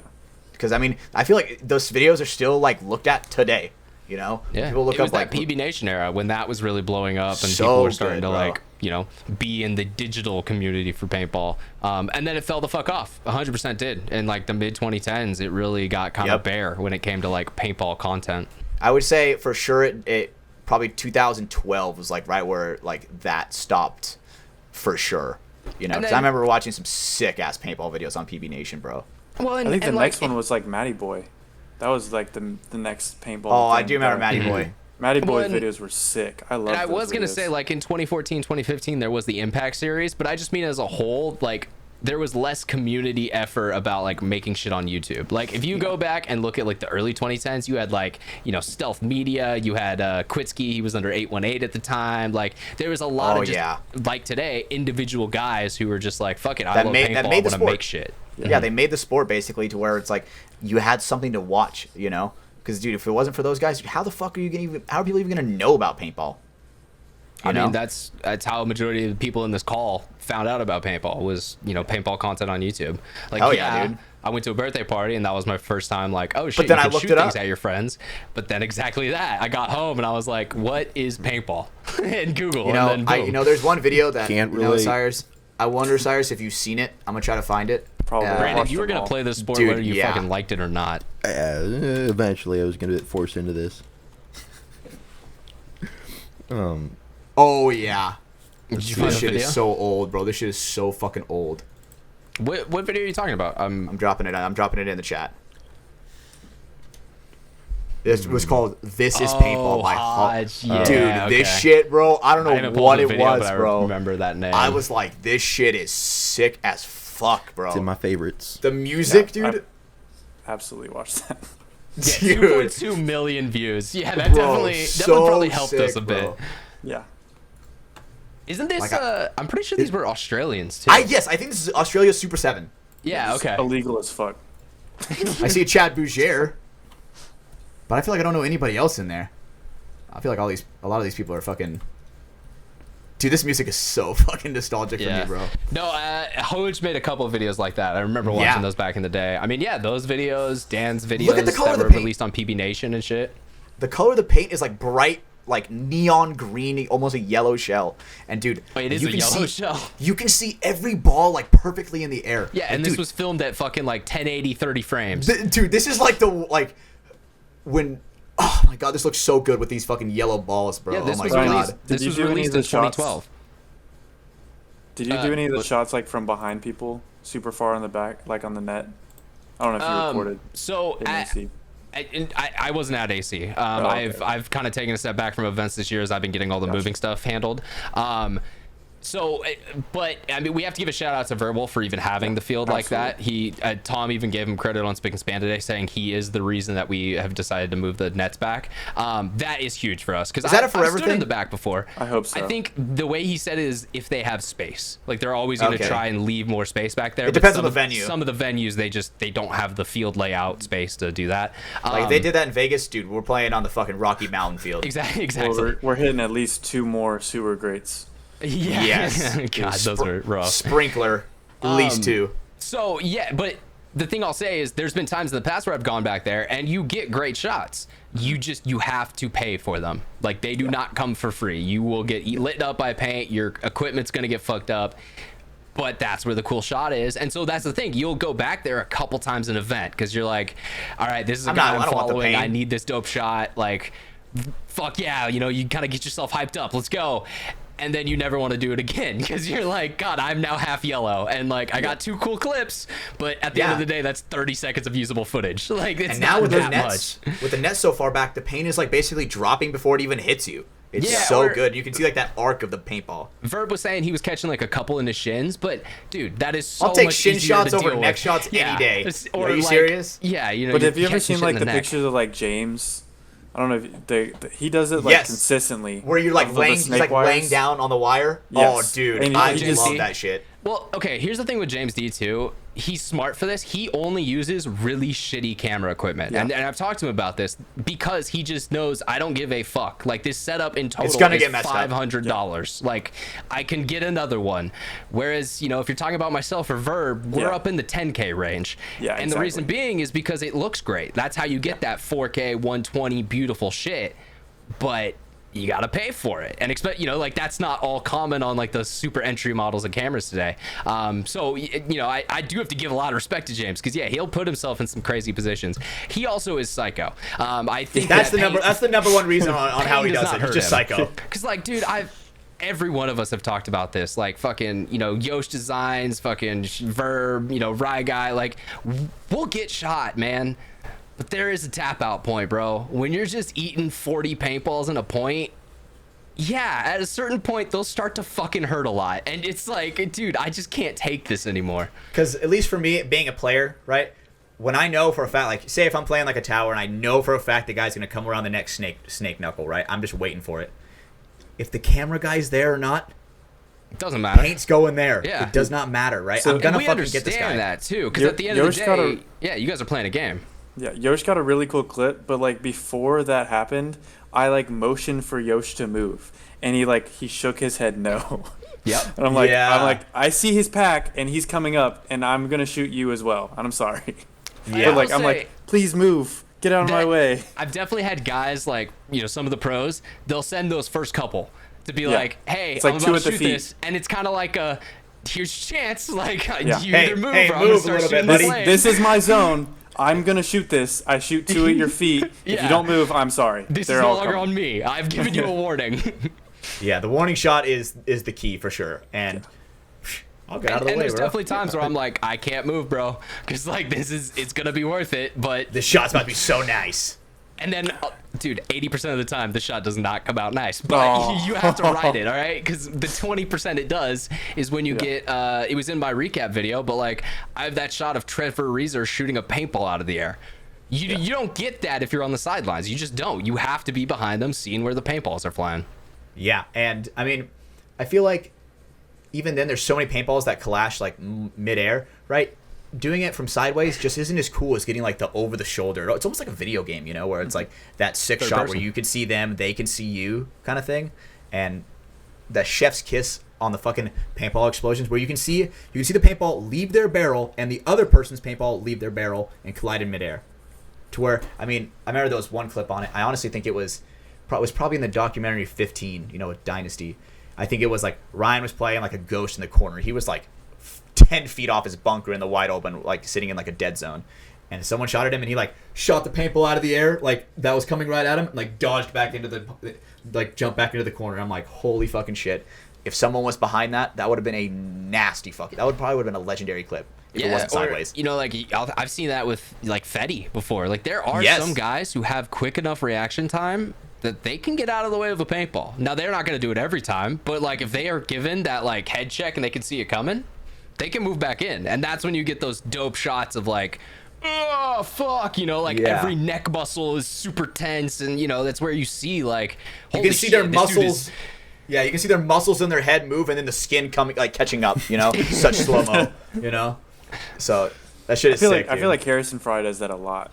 yeah, Like for he's sure. always dodging shit.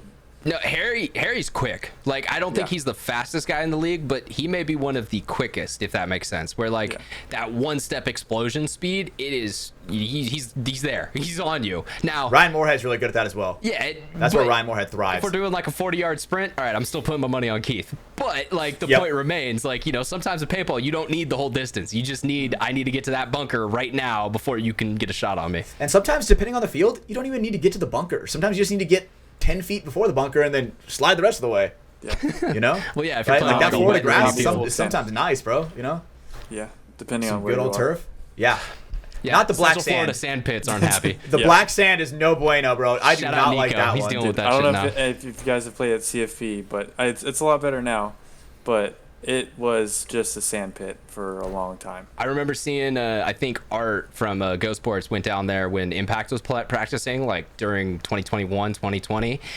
Every bunker they dove into was just a sand pit, and it was like, "Ooh, this is a pro paintball field. This is." And that this shit is hurts, rough. dude, when all your momentum is just cut short by sand. I dislocated my shoulder at least twice on that field. God Dude, that damn. shit is rough, bro. Because all your momentum is just at a dead stop, and the only thing that's catching it is your shoulders, Yeah. or like your face on the ground.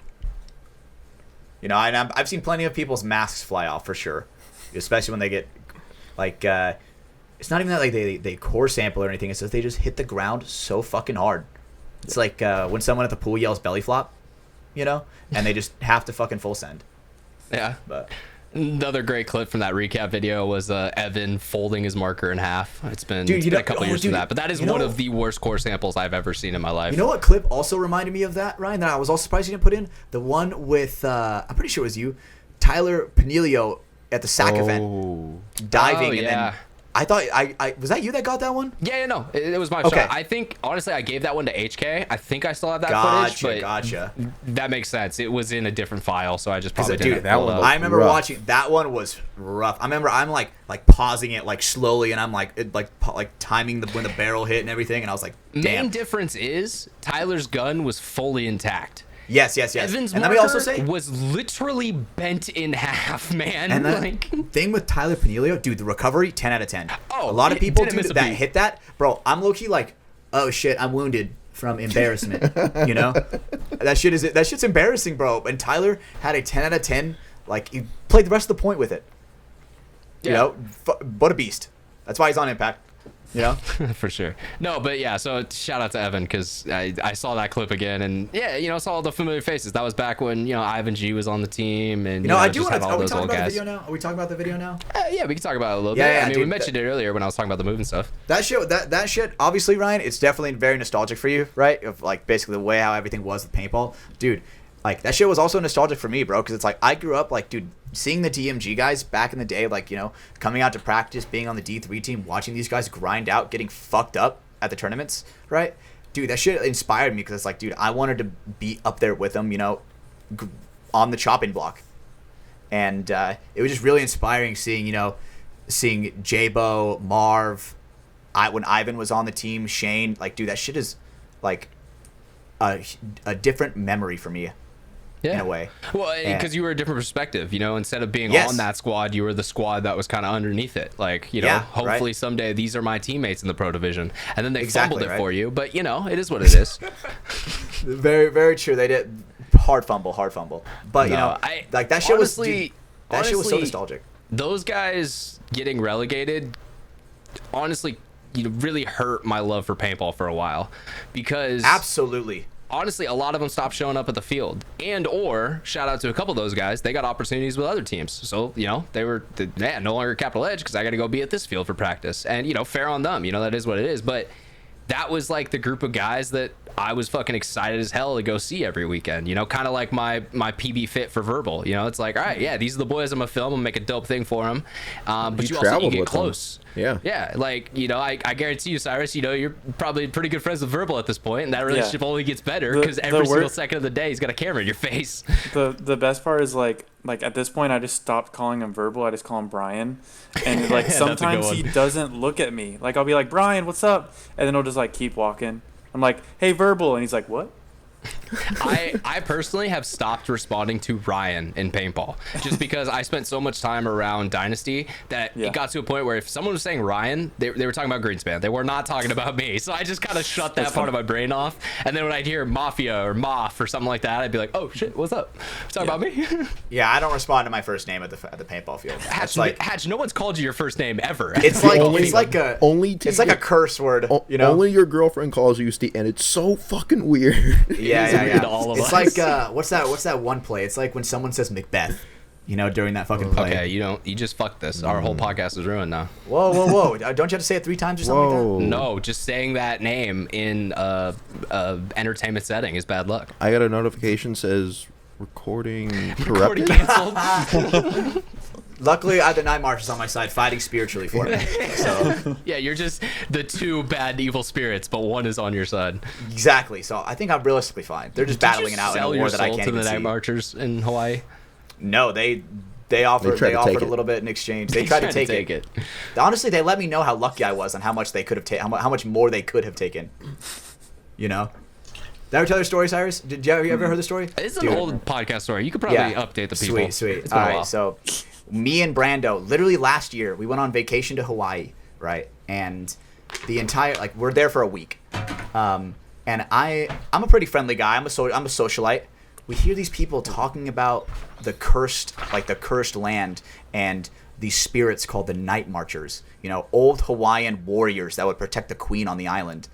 And we were like, all right, sweet, this is pretty sick, right? And we learned this a little bit too late. We hiked in a jungle, got to a sick ass waterfall, right? The next day we found out that was prime ground for Night Marchers, and that was where a huge battle was, where they were on this huge cliff, right? And the other tribe pushed them to the edge and basically made them jump off, right? It's either you're gonna get stabbed by us or you gotta jump off the cliff, Yeah, right? and it's a straight drop, hundreds of feet. And so once I found out about that, shout out to Brando's ex-girlfriend. She was like, yo, let's go see the ghosts. And dude, sure as shit, bro, we went to Walmart, got the flashlights and everything. 5,000 lumen. Big flashlights. Big boys. You know what I'm saying? And it was we're driving up there, the gate's closed. We go whoop, right around the gate. We go up. It's like fucking Dark Souls, bro. The fog wall. You're about to go fight a boss. And we're like, fuck it. We go right through it, dude. Dude, it's pouring down rain sideways.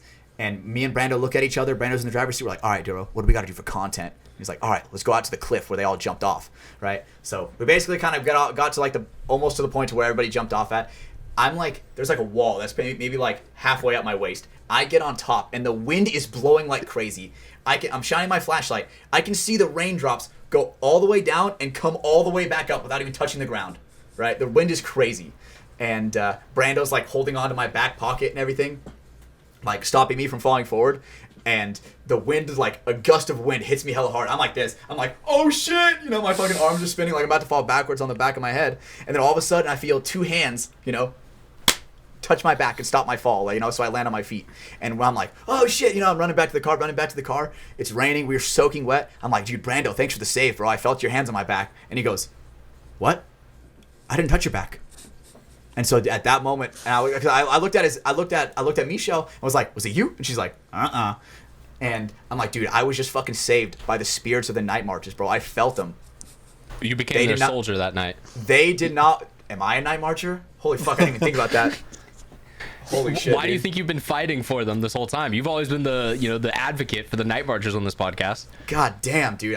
I had never even thought about this, Ryan. We are having a serious revelation this episode, bro. The other thing I'm learning about this, because I didn't know that they jumped off the cliff. I may have just not remembered that part. But they would not have gotten into Valhalla. That's what I'm learning. They chose the coward's way out. They decided to jump off the cliff instead of die in battle with their swords drawn. Things to think about. Things to think about. Do you guys know about Valhalla? I do know about the true warrior's death. Yeah. Yeah, dude, That's my absolutely, people. bro. Let me tell you, bro. Fucking red in my beard and I have blue eyes. It's because Vikings raped my ancestors a long time ago. That's the truth. You want the truth? There's the truth. No, it's sick. It's a great fact. Let me tell you, bro. There is no way I'm gonna die in a bed of old age, bro. I want to die with arrows. I want to die with arrows in my fucking chest. Yeah. I'm trying to die a warrior's fucking death. Exactly. So that way I Fuck can go up old to age. Valhalla and I could fight every goddamn day, and then I can drink beer all goddamn night, and then we respawn the next day and do the whole thing for eternity. God, it Exactly, sounds amazing, bro. doesn't it? Dude, that is amazing, Ryan. That's a great point, dude. Valhalla sounds like a great place. So, hey, I'm taking all the Night Marchers. What I choose to believe the afterlife is, all right? I'm taking all the Night Marchers with me, dude. but That's what I'm choosing as I'm going into it. Yeah, I represent all the Night Marchers, dude. If I get into Valhalla, we all get in. Wait, no, that's gonna cause class wars in Valhalla. This isn't gonna be good. Hey, it's okay. I got homies to back me up as soon as I get in. So we'll be They're gonna fine. be like, how did this Mexican get in here? What is this? Be like, Ole Holmes, it's great to be here. For the record, can't- Hatch is not Mexican. That's just Like, a joke hey, on the show. Like, hey, I can't complain. Well, yes, but yeah. So Night Marchers, that definitely is a fun thing. Okay, I don't know how to segue into this next topic, but it was something I definitely had to bring up on this show. Let's hear it. So audience, there's a streamer named Aiden Ross. Oh God. Aiden Ross has well, he's done a lot of content in his life, but more recently in the last couple of years, he has mainly just been a gambling streamer. He just goes on, pulls up his stream and gambles for millions of dollars for 8 hours and then, you know, does it all again the next day. Some fucking how this kid got Donald Trump on his live stream, and not just like set up in his house. He went, well, there's a little background. Aiden used to do a lot of streams with like big professional rappers back in the day, so it kind of was a continuation of that, but incredibly different circumstances. I think he was at like some Trump property somewhere. They had him on. They did like a whole interview for like an hour. Aiden ended the stream by gifting him a Cybertruck that had a wrap with the picture of him raising his fist after he just got shot. They went into the car. They were playing Trump's music playlist, so we were hearing all these great oldies together. What? Honestly, That's it was sick. a fever dream. If you told my grandparents in 1940 that, you know, one day a presidential candidate is going to be on a live stream with a kid who's like 25, And a they Halo would've looked at me Warthog, like I'm basically. silly. In a Trump wrapped Halo Warthog, basically. Pretty much, yeah. So yeah, so much of that was just absolutely insane. I think a little bit of it is kind of cool because like streamers are definitely getting more recognition as actual platforms that people watch. Like, let's be real, Trump's people understood that there's going to be a lot of, you know, young 20s guys watching that, and they might vote for him, you know. Like, that is a smart move to make, but it definitely was, you know, a little shocking at first when you're like, what the fuck is Trump and Aiden Ross doing together? Right? Because I'm pretty sure Kamala Harris, she had like Megan Thee Stallion perform or something like that, right? And it's like obviously showing who is listening to the audience, like who's playing into their audience a little harder. You know what I'm saying? Yeah, right? no, that's a good point. I mean, Right? yeah, Just like what you lot- said, right? Young 20-year-olds are on kick watching that shit. And Yeah. they see a guy that's annoying as fuck being human with one of the most powerful men in the world. You know, it makes it more human, I guess. Makes it You more said annoying relatable, I as fuck, guess. and I was like, wait, who are we talking about? Which one of the two? Who, Aiden Ross?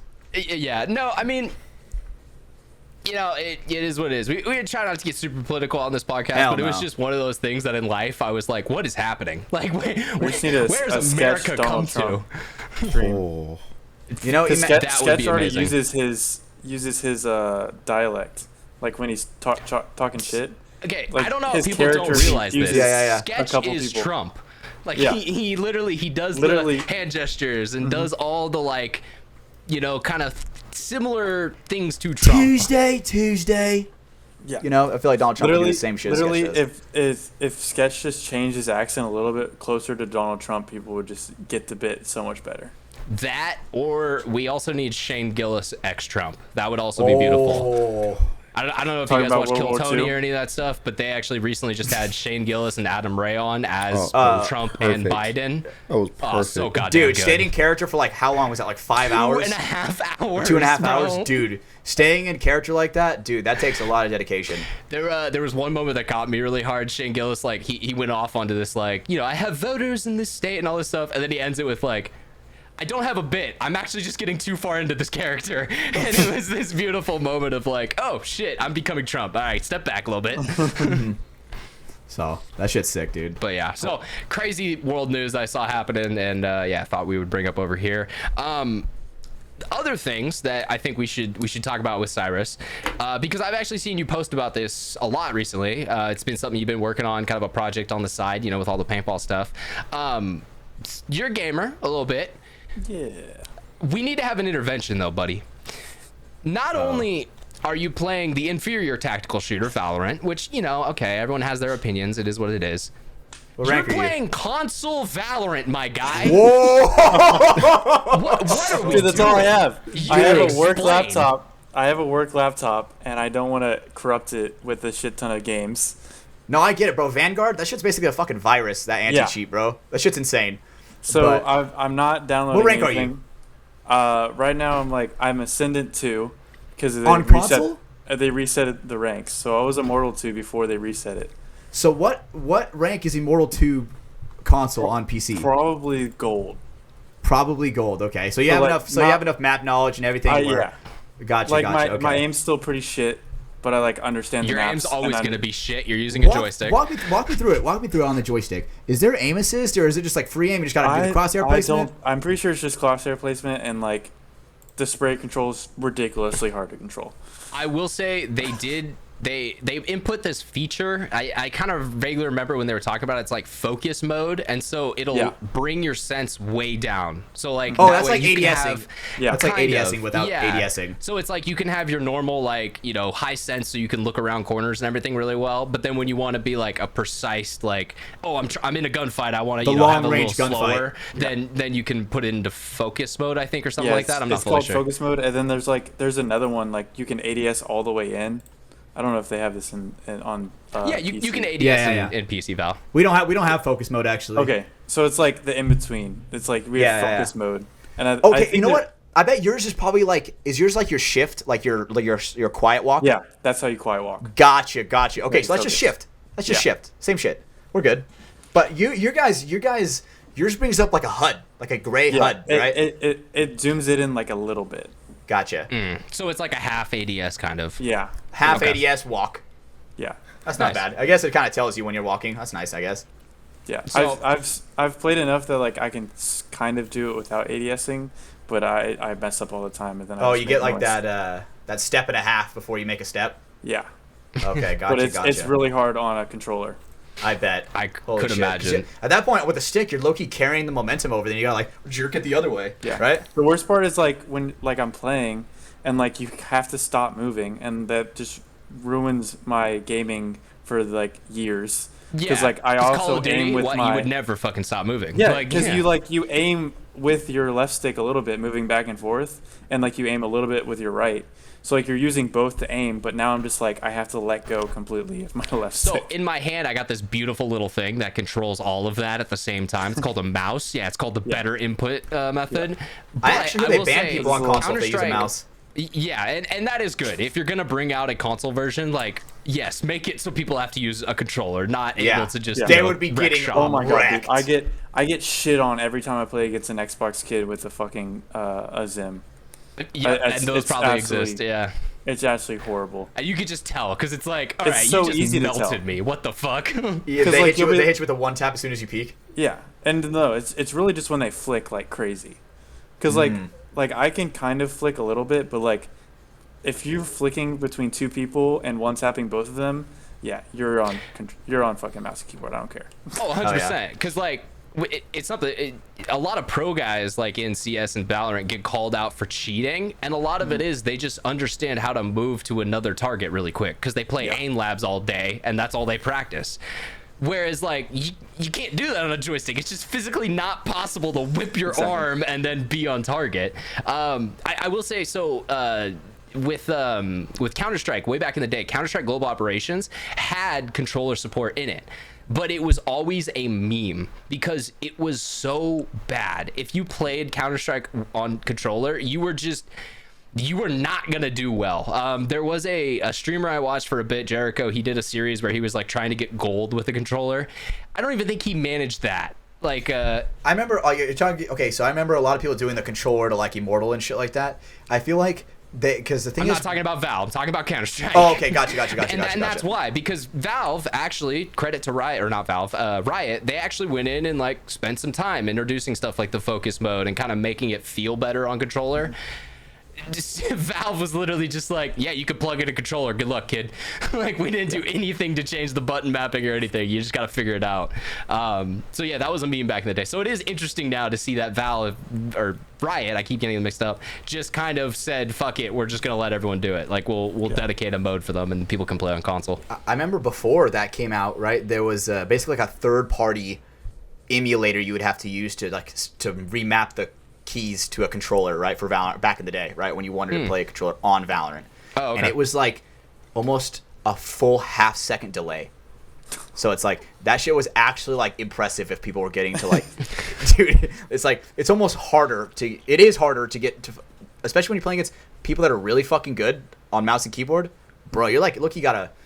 I'm trying to picture how I would do it. Do you have to like wait there and just wait for them to walk into your shit? You just gotta aim like far as fuck. Hope they wide swing into you. Oh, Yeah. pop and swing. Hell yeah. Power peak.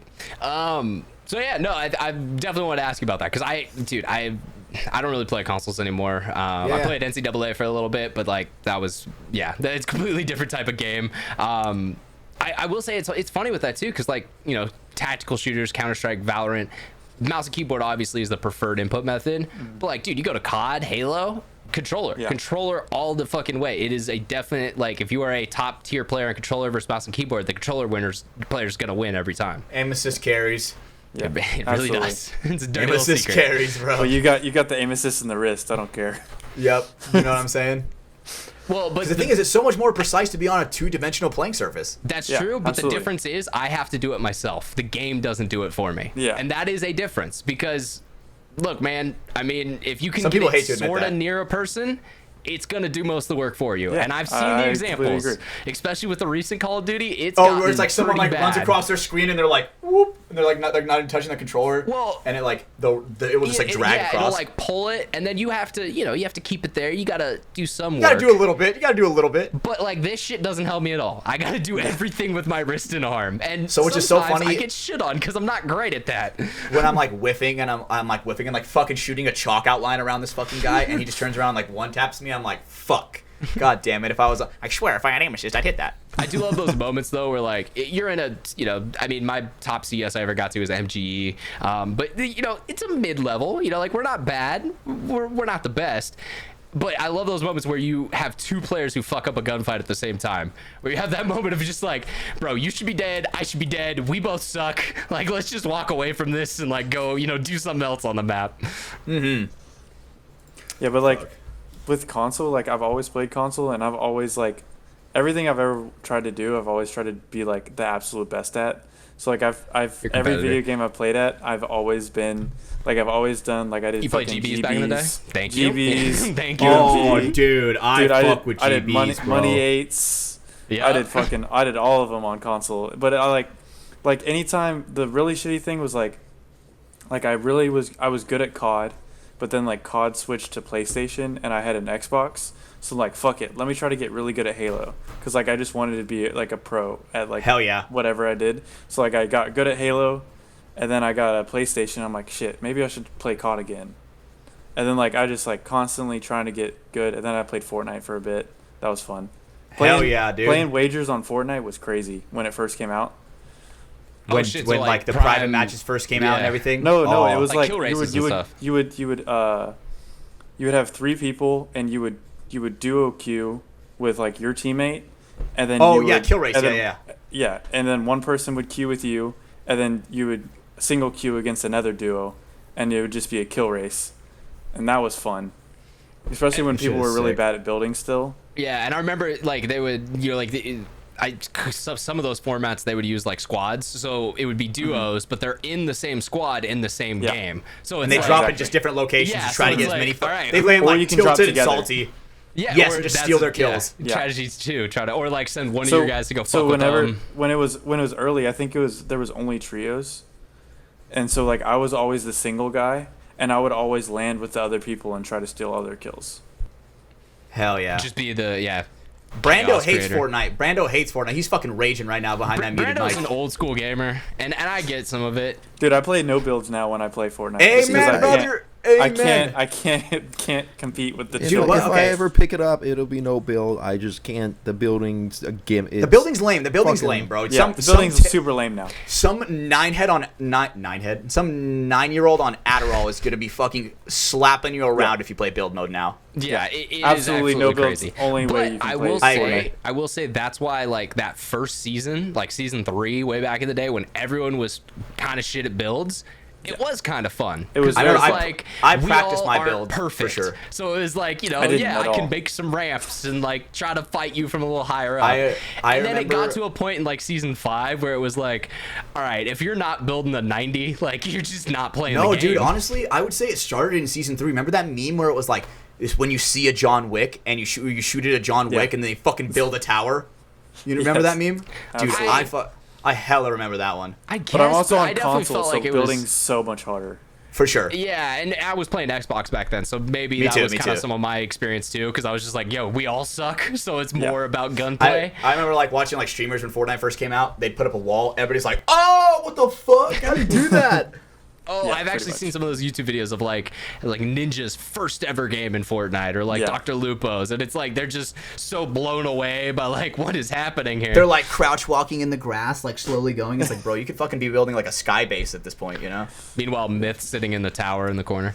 Oh, dude, that legendary Twitch clip. Legendary Twitch clip. I know exactly which one you're talking about. But there is actual new gaming news when it comes to tactical shooters. It was a new game that was announced previously this week. I actually have already signed up for the playtest. Is kind of, I hope I can get in and check it out a bit. Have you guys heard about this? It is Spectre Divide. Have you guys heard anything on this? No, Oh, I I haven't. think so. Pretty sure you told me about it maybe a couple weeks ago, maybe. Okay. You can like fucking you can play as 2 people. Is that the Yeah, one you're talking so about? I don't remember if I told you about this, Hatch, because I think I've only really seen it this week. But essentially, it is a game from a studio called Mountaintop Studios, and the big kind of thing they have going for them is early on in their development cycle, they secured Shroud as a gameplay consultant. So throughout the whole process of this game being built, Shroud has tested it and kind of given his feedback on it. If people, in Paintball aren't familiar with Shroud, he's considered one of the best North American Counter-Strike players ever. He really was, up there as one of the guys who were getting us majors.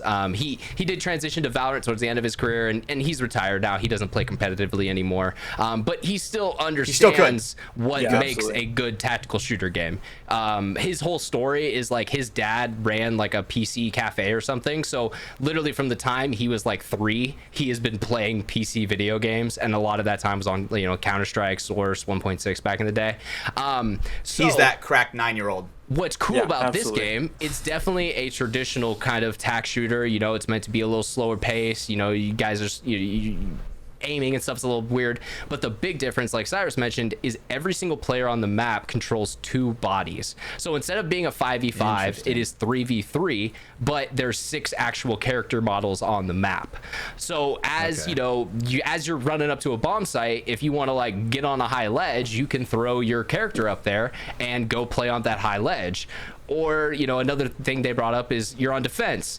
All right, you can set one body on A and set one body on B, and kind of go back and forth between the two, and cover the sites better.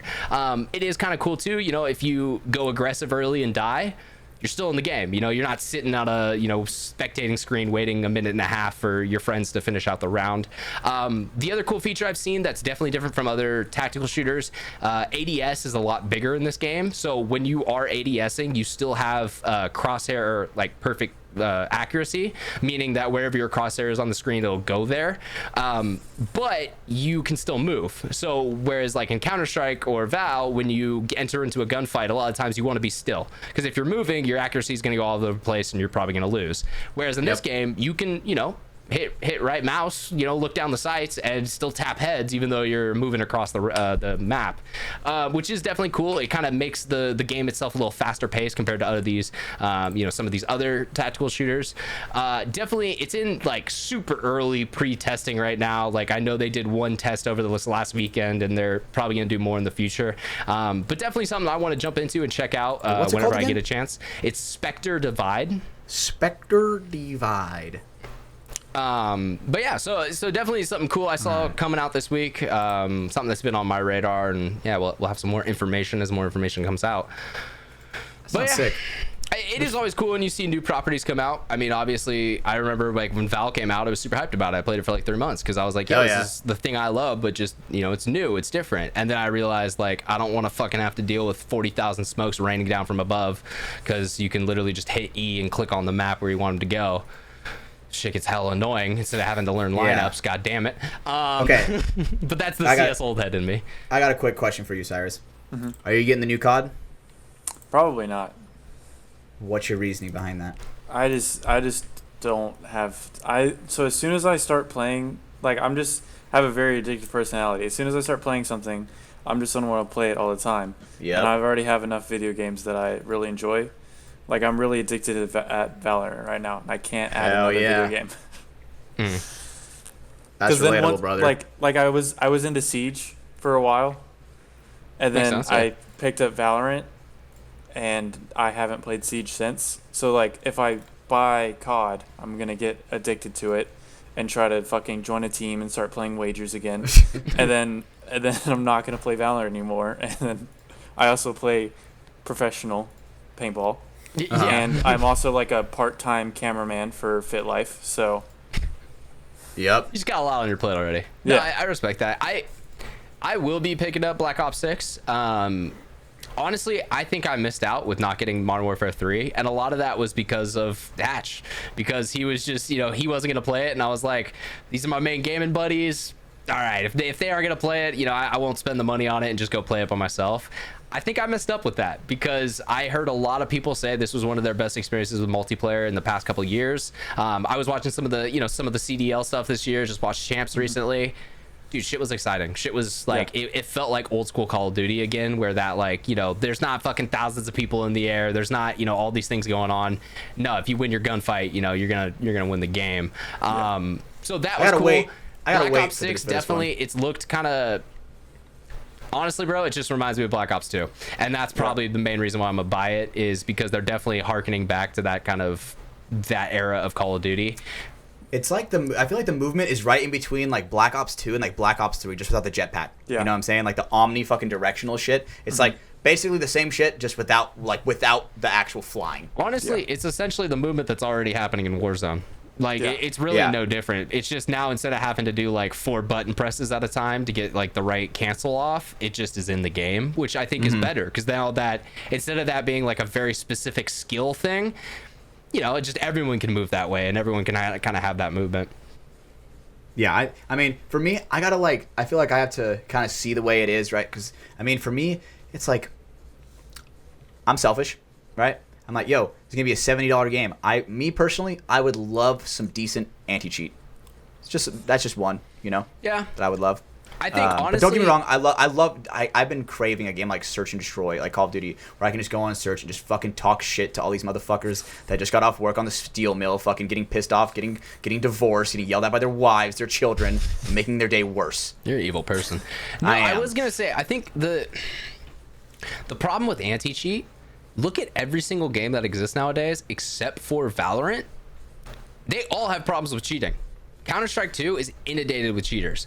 Black sure, Ops, I agree with that, Black Ops, but the latest Call of Duty, inundated with cheaters. But they made it to Apex, where you inundated have with to- cheaters. Literally, people hacking into the game during their biggest major ever. Like, it's getting bad, and I think there really is a big step that needs to be taken by game developers to combat this, because dude, Tarkov, same way, completely ruined by cheaters. Like, there's a lot of gaming franchises now that are just, you understand going in to play it, you're gonna get cheated half the time, and you're just gonna have to accept that.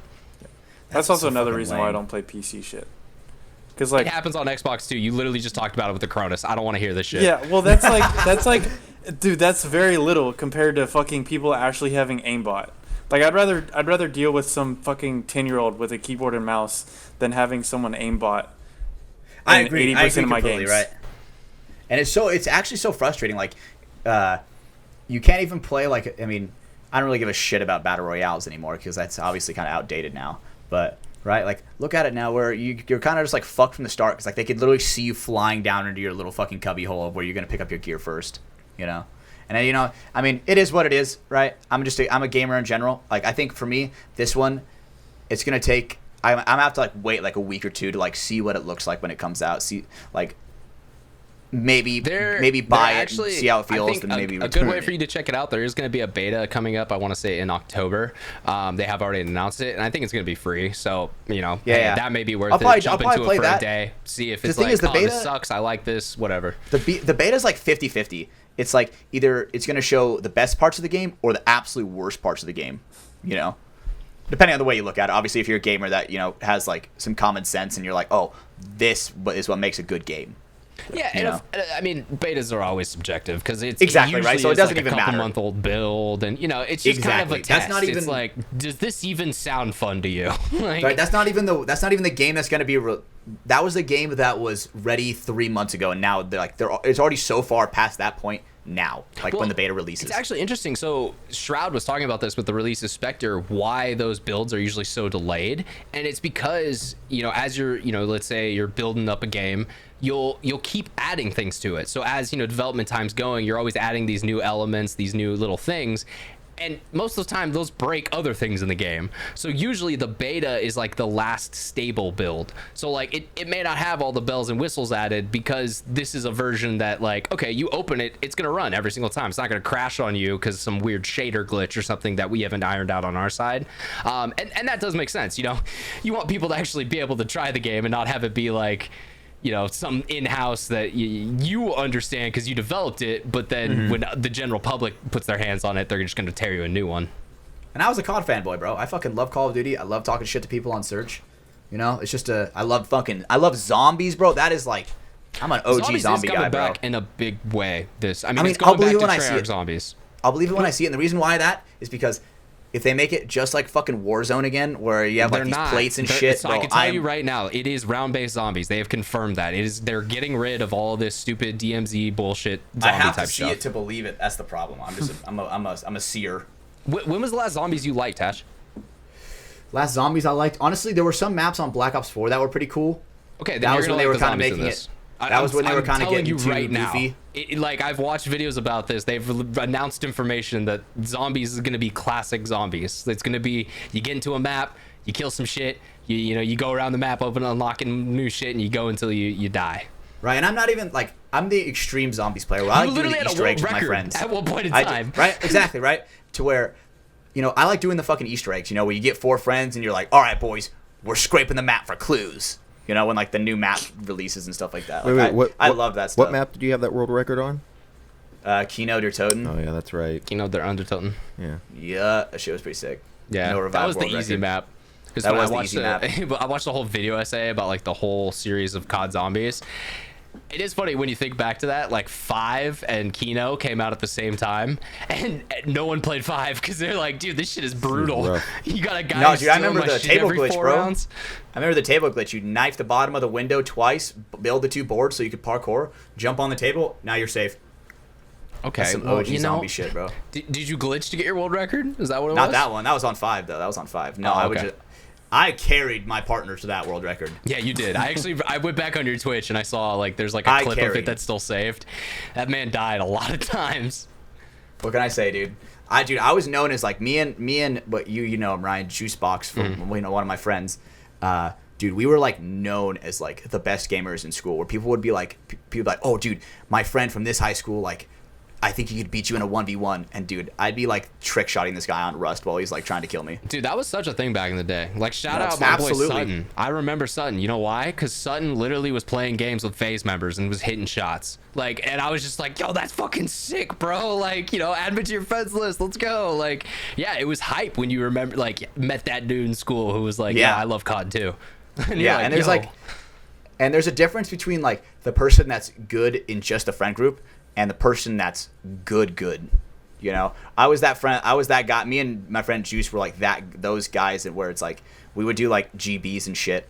And dude, we had like a nasty record. Oh, that was the next level. If you ever once signed up for an MLG account to play GBs, you were serious about Call of Duty back in the day. I gotta find my old like a Yahoo email that shit was linked up to because I wasn't old Dude, enough. I'm pretty sure. Dude, same. I'm pretty sure Game Battles is dead. Like, it is a dead is. service. It You can't is. find any information Dude, that is about it so anymore. frustrating, bro. Dude, because I'm very curious about my record because I remember I think we were like, so the last game we played Game Battles on, we were like, I think we were like 53 and like 10 for like Was 2v2 that search. Black Ops 2 or Black Ops 3. That was 3? Black Ops 3. That was like It was near 3, the yeah. end of like the Game Battles era. Yeah. And then But, that's dude, Black Ops 2. Oh, actually Dude, I timeline. literally that have shit a- was good. I literally have a Black Ops 3 fucking like the freak. Oh, that is the controller 3. that Yeah. shit's fire, dude. That shit is sick, dude. What was I gonna say? The because I think when Black Ops or what was after Black Ops 4? Was it, or 3? Was it fucking Infinite Warfare. Infinite War or Advanced? I think Infinite War. That's when they like changed the whole like Call of Duty League rules. So back in the day, it used to be off your GBs. So literally, if you had the best record in game battles, you were invited to come play at like MLG. That was how you tournaments. qualify. Yeah, That was a and, qualifier, Envious, basically. Optic, all of those guys back in the day had to go through that like tier list, and then they got to a point where they're like, all right, some of you guys are doing some crazy things just to get qualification points. Let's like change this up and make it like an actual format. Dude, like look at Optic, bro. Optic would do like that stream where they were going, for the 100-0, like 100-0 game battles. Like I remember watching that shit live. I will like, say, cool Dude, thing. Last thing about COD, this new one, the prestige system is going back to the old school prestige Thank system God. with 10 prestiges. Optic has already announced they are going to be doing a race to 10 prestige. I will be watching that. Hell yeah, sick. But See Shane like Cyrus? the old Optic House, like all of those videos. The Scuff House? Yeah. Dude, I Nate fucking shines off in love the water. watching those. Bro, me too, bro. Dude, I've told Verbal that we need to start doing like fucking parodies of those videos, like the shit that like the map things. Like we can do the same thing with layouts. Like guess the layouts, and like two of us are just sitting together and we're all trying to beat each other on the trivia. I'm like, that would be fucking sick. I agree. That's a sick concept. And there are a lot of paintball players that would be able to guess that shit in a second. Yeah, there are a lot of I'm people one that are included. Yeah, I'm in right. snake layout. Dude, literally, like Was I that should Philly? go. Was that Philly? Was that Philly 29? Was that Philly Dust Bowl Philly? It does both Philly. Yep, that's the one I was Let's thinking go! Put me on. Put me on. Because that literally was the diamond where it was like two guys meet at the 50. Good luck. Yeah, absolutely. It was a horrible layout. I agree. Yep. But, I hey, watched DMG barely lose out on Sunday on that fucking layout. Yep, rough one. And then the next year I lost them lose out on Sunday because Ryan Bird wiped a hit. So yeah, That Philly was not so a good bad, one. bro. That one was actually That so one fucking was brutal, bad dude. because I have the whole entire clip from him diving in, getting shot in the elbow, looking at it, wiping, and moving forward. The thing is, right? He didn't even wipe it. He just left it there, and then runs all the way over to the box, hits it. All of us are yelling. I'm in there. I'm in the pits with the Pro DMG guys, and we're all like, his left elbow, and the ref is checking everywhere but the left elbow. That is the only time in my videographer career in paintball that I went to Jason Trojan, because I pulled the clip up and I was like, dude, you gotta show this to your refs, because man, like you can't be missing shit like this. And fair on Jason, he took it the way I was saying it, because he's like, well, we can't overturn it. I'm like, I don't want it overturned, but like, man, I'm gonna post this tomorrow and the world is gonna see you fuck this up, because it is so obviously clear he got shot, and someone should have been watching him. Right, dude. And if you really get down to the nitty gritty of it, dude, that was like a DMG. I'm pretty sure was DMG gonna out win of the that tournament. match. I'm pretty sure DMG was actually like gonna win that match, or for point spread, they were actually gonna like make it onto Sunday for that event or something like that. And that whole point basically fucked it all up. Yeah. So, and I mean, Paintball reffing, baby. right? And don't get me wrong, right? I ref a paintball series myself, right? There is shit that is so hard to call where if you blink, you'll miss it, right? How many times where us as players have been like hitting the loader, but we don't, like, we look at it and there's like nothing there, but the ref is calling us out. Yeah. Right? Those calls are so hard, right? And you have to make it in a second, right? Like the finals video, the finals of at the AC event, but the Texas layout, right? Where J-Rab runs the highway, stabs Billy, and like basically like, full dives into the snake. Dude, a ref has to make that call in a second. And it was so bang bang that honestly, if I was that ref, I'd be like, did you see that? I will say I that's felt why I feel like that was a bad example, because I felt like that one was obvious. But yeah, Because I didn't see it in person. I'm only seeing the camera. Okay. I'm only Gotcha. seeing the camera angles, right? in person, it was very obvious. Okay, because the camera angles, one of them, the angle of the guy that was behind him, it made it look not too bad. Yeah. Right? But then the other angle, I forgot who posted it, but the one where it's behind Billy, Yeah. that one made it look way worse. So. No, all I was gonna say there is, and this is why I'm actually glad Jason has gone more to allowing, like, being open to checking the tape, checking the Go Sports footage. It is kind of hard to overturn calls like that, because it's like I need to clearly see that like he got hit first or something like that, and sometimes that evidence just isn't there. But I will say, credit to Jason, since the last couple seasons they have been more open to being like, okay, that's a close call, let's go see if there's any evidence that supports for or against it before we say, hey, that's the match, it is what it is. Because I feel like I remember seeing. Oh, go ahead. I got a penalty against X Factor where it was like, it was so shitty because like Verb has the clip of like the ref, like he can see me run through, he's on the other side of the field and can hear over the radio say that it was a trade, and then the ref that has the same angle as Ghost Sports throws the major on me, and then the fucking, as like Chosen obviously like goes through and like watches it, and he's like, we can only see my like face, so you can see when I get hit in the face, and Meter's just overshooting me, so I'm like, fuck this, we'll just shoot the shit out of each other, and then I get a penalty. But it was just unfortunate because like Ghost Sports had the same angle that the ref had, and he still called I got it a penalty, and then they couldn't overturn it because they couldn't see when Meter got shot. I'm like, motherfucker. Because speaking on that, I feel like, I mean, not even that long ago, there's been scenes where they've like replayed it back, and they're like, I don't know if it's with like the little fucking circle ball with the rewind, where they can like play it back and like fast forward really fast. Not shitting. I'm That's talking literally about what the they dial, use. Yeah, right. So, yeah, this little ball, right? Well, they have more controls, but for fine tuning. Yep, it's literally right. a So center dial. the ball, they're going back and forth in like frame by frame. And they'll be like, oh, he just got hit in his pack right here. Then he carries on his momentum, right? Definitely gets a penalty. I feel like I never see that anymore. Yeah, ever. They did it like twice last year. I remember they had like a nice replay. Oh, maybe it was fucking 2021. It was like Archie got shot in the pack, and they like had it the whole time, and then Archie hit the buzzer and got a dirty hang. And then they showed the replay? They showed the replay of when he got hit in the pack going into like the tower. It was one of the Chicago events. Okay, gotcha. I feel like that would just make it so much more easier to break down, besides like just seeing these red flags, and now people are kind of just like, what the fuck's going on? Yeah. Especially when it's like people just shooting the shit out of each other right there, just jousting for a second. No. But I think my ego definitely got me that penalty, unfortunately. Hey man, been ask there. Hatch, those will happen.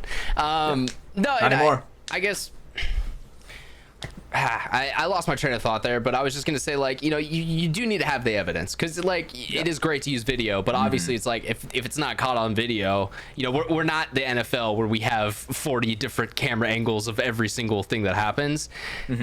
That still is paintball, like sometimes the guys just, the other team gets those, or sometimes it goes your way too. It does happen. Yeah, but, exactly. There's still that element of kind of human error in our sport. I always call those penalties like ref discretion, where I feel like it was like 50-50, or like or it should have been a trade, but like ref discretion made it a penalty. Like his angle makes it look a little bit better in favor of the other guy. Like I was definitely shot in my lens, and we were shooting the shit out of each other. So like I understand why. Yeah, and that definitely. But I stands feel like out it's more not like than, you're shooting somebody else. You know what I'm saying? So it's like at that point, it's almost like bang bang. Yeah. And I was just Sometimes they gonna get say, a little like, spicy out there. Hatch, if you catch one in your pack, it's a lot different than the clear ass fucking lens Yeah. where it's like I had a goggle hit, and I was continuing to shoot. So like it's understandable. Like I get it, but it's also, he was doing the same shit. He got shot and he was shooting at you. I was gonna say, did we pull penalties on Cornell and Boyum back in the day? Because I mean, they definitely deserve one then. They both got reds. That's fine. Did they? Honest question for that? Because I was at that event, but I wasn't there. They got suspended for the rest of that game. Did they actually take bodies from that game? I honestly feel like they just said, both you guys are fucking out. Don't get to play anymore. Just play the next point. 5v5. I don't remember how it shaked. I think they might have. I think they honestly. Yeah, I think so. I think you're right. I think Because so. I do know they sat out the rest of that game. They made them sit out the rest of that game. They didn't pull their cards for the tournament, so like it wasn't paintball jail like Mouse back in the day. But yeah, they couldn't play the rest of that match. Getting your card pulled is rough. I've definitely had that happen to me before. It's actually in my intro for YouTube. The GoPro footage of me getting my card pulled. Why'd you get your card pulled? I shot someone like 45 times. Hell fucking We yeah. double bunkered him, and I shot the piss out of him. So Hell yeah, dude. I was not in the right mental space during that match. Hey, that's okay, dude. It's just paintball, bro. It's not like you're fucking blasting him with real bullets, cartel style, It's not gonna hurt. It'll hurt for a little bit. Be a fucking man. As you can tell, Hatch is the only other person on this podcast who has gotten his ID card pulled. Yeah. Yeah. No. That's why he's standing up for you right now. Yeah. Absolutely. Mine was even lamer than yours. Oh, I Mine shot the shit out of this guy. I didn't even shoot the shit out of my guy, and I still got pulled. I basically bunker him. I shoot him maybe like twice in the lens, but I'm like sliding basically like into him. You know what I'm saying? Like a really close encounter, right? And so his guy behind me fucking destroys me, right? But I'm like getting up and kind of like towering over him. Like a good equivalent would be like in the NBA when you dunk on somebody, you step over in him. his face. Basically, right? Like I was on top of him, but I slid like so close to him, right? Fucked him up. Then I get fucked up, took my lickings for it. Then I get up and I'm just kind of like dogging him a little bit, you know. And the ref This man thought is that on shit his was knees in front of you. Like, it is not a good look. yeah, it really was. It was not a good look. It was not a good look. But it's like I was very merciful when it came to how many balls I gave him for sure. But then I got my card pulled because That's wild. That was a ref's discretion.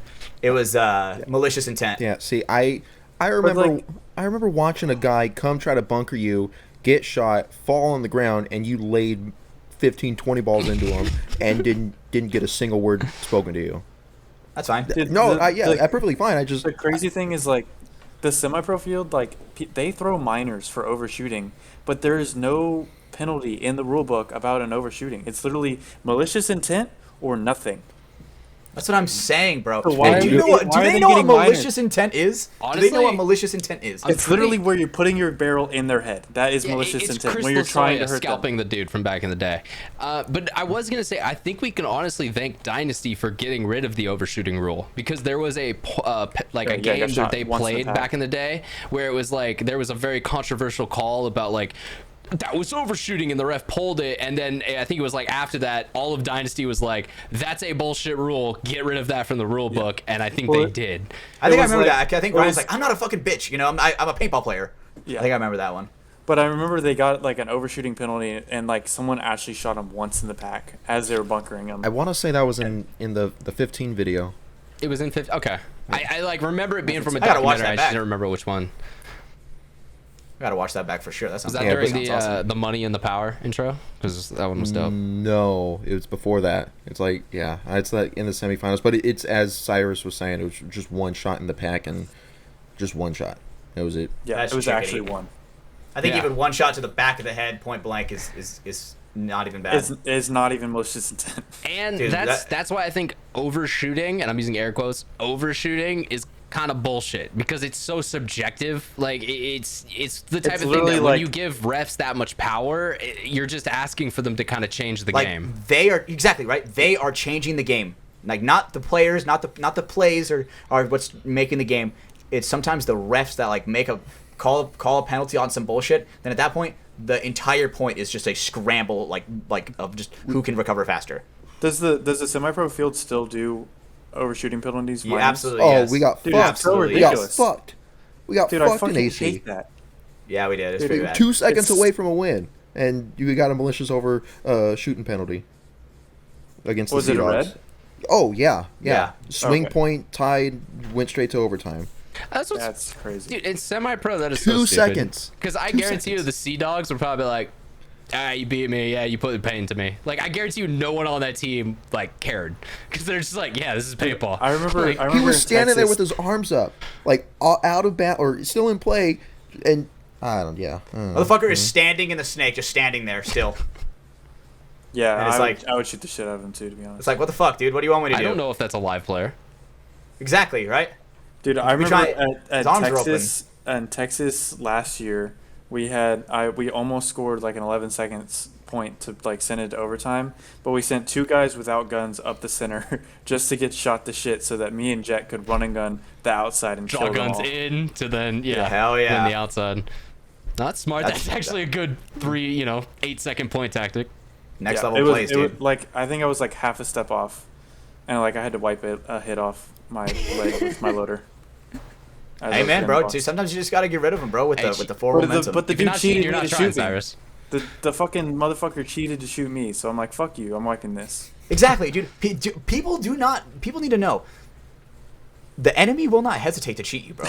Absolutely. They will not Well, care. I will say I'm the absolute worst at cheating, so I try not to do it. It's like Yeah. the one thing. Like unless it's like there's no situation where we win this match unless I cheat. That's the only time I try to do it because Yeah. I will always get caught. I will say the one thing about that's like bad about your expedited journey to pro, Cyrus, is you didn't get time with the divisional refs to learn like, okay, no one's looking. Oh, like I'm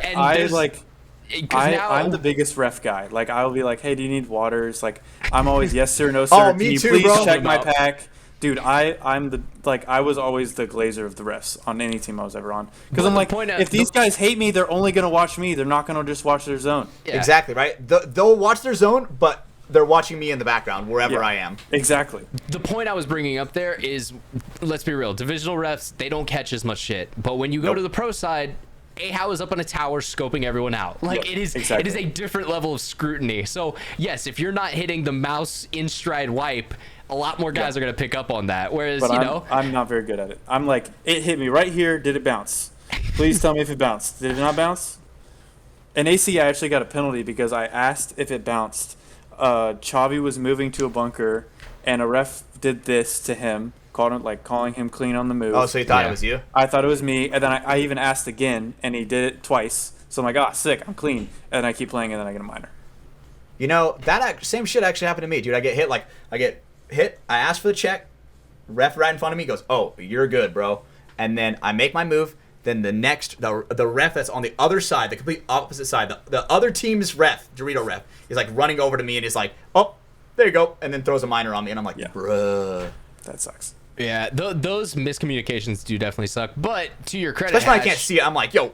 But to your credit, Hatch, you've definitely had those shots on guys where it's like you could see it cross field, but the sideline ref there, just he doesn't have a good angle on it. At that point, I'm like, I'm giving up on this shit. I'm not gonna just keep trying to shoot a fucking tab on his pod. I'm gonna try to get a little bit closer to him to where I'm shooting him in the back of the head. Yeah. You know. Well, and I was just gonna say from that perspective when you're talking about like a guy calling you clean on your side is like you just hope when that guy comes over he understands like.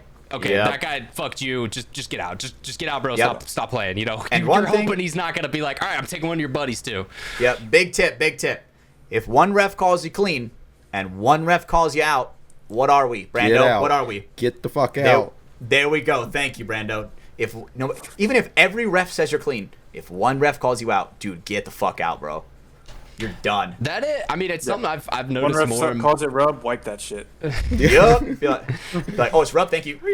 This is rub. I can wipe. The water's clean. Yep. But no, I was gonna say like shit. Yeah, fuck. Oh no. So I was watching back through the Philly episode of Rebirth the other day because I was like looking for some old footage, and that even came up in that game. Like there was times where Marv was in the can that was the home on that event, and he was yelling at Av to get the fuck out because Av had no clue that he was hit, but he was like, "Bro, I can see that hit. Like, get the fuck out, Avenir. Like, do not get a penalty and pull me out with you."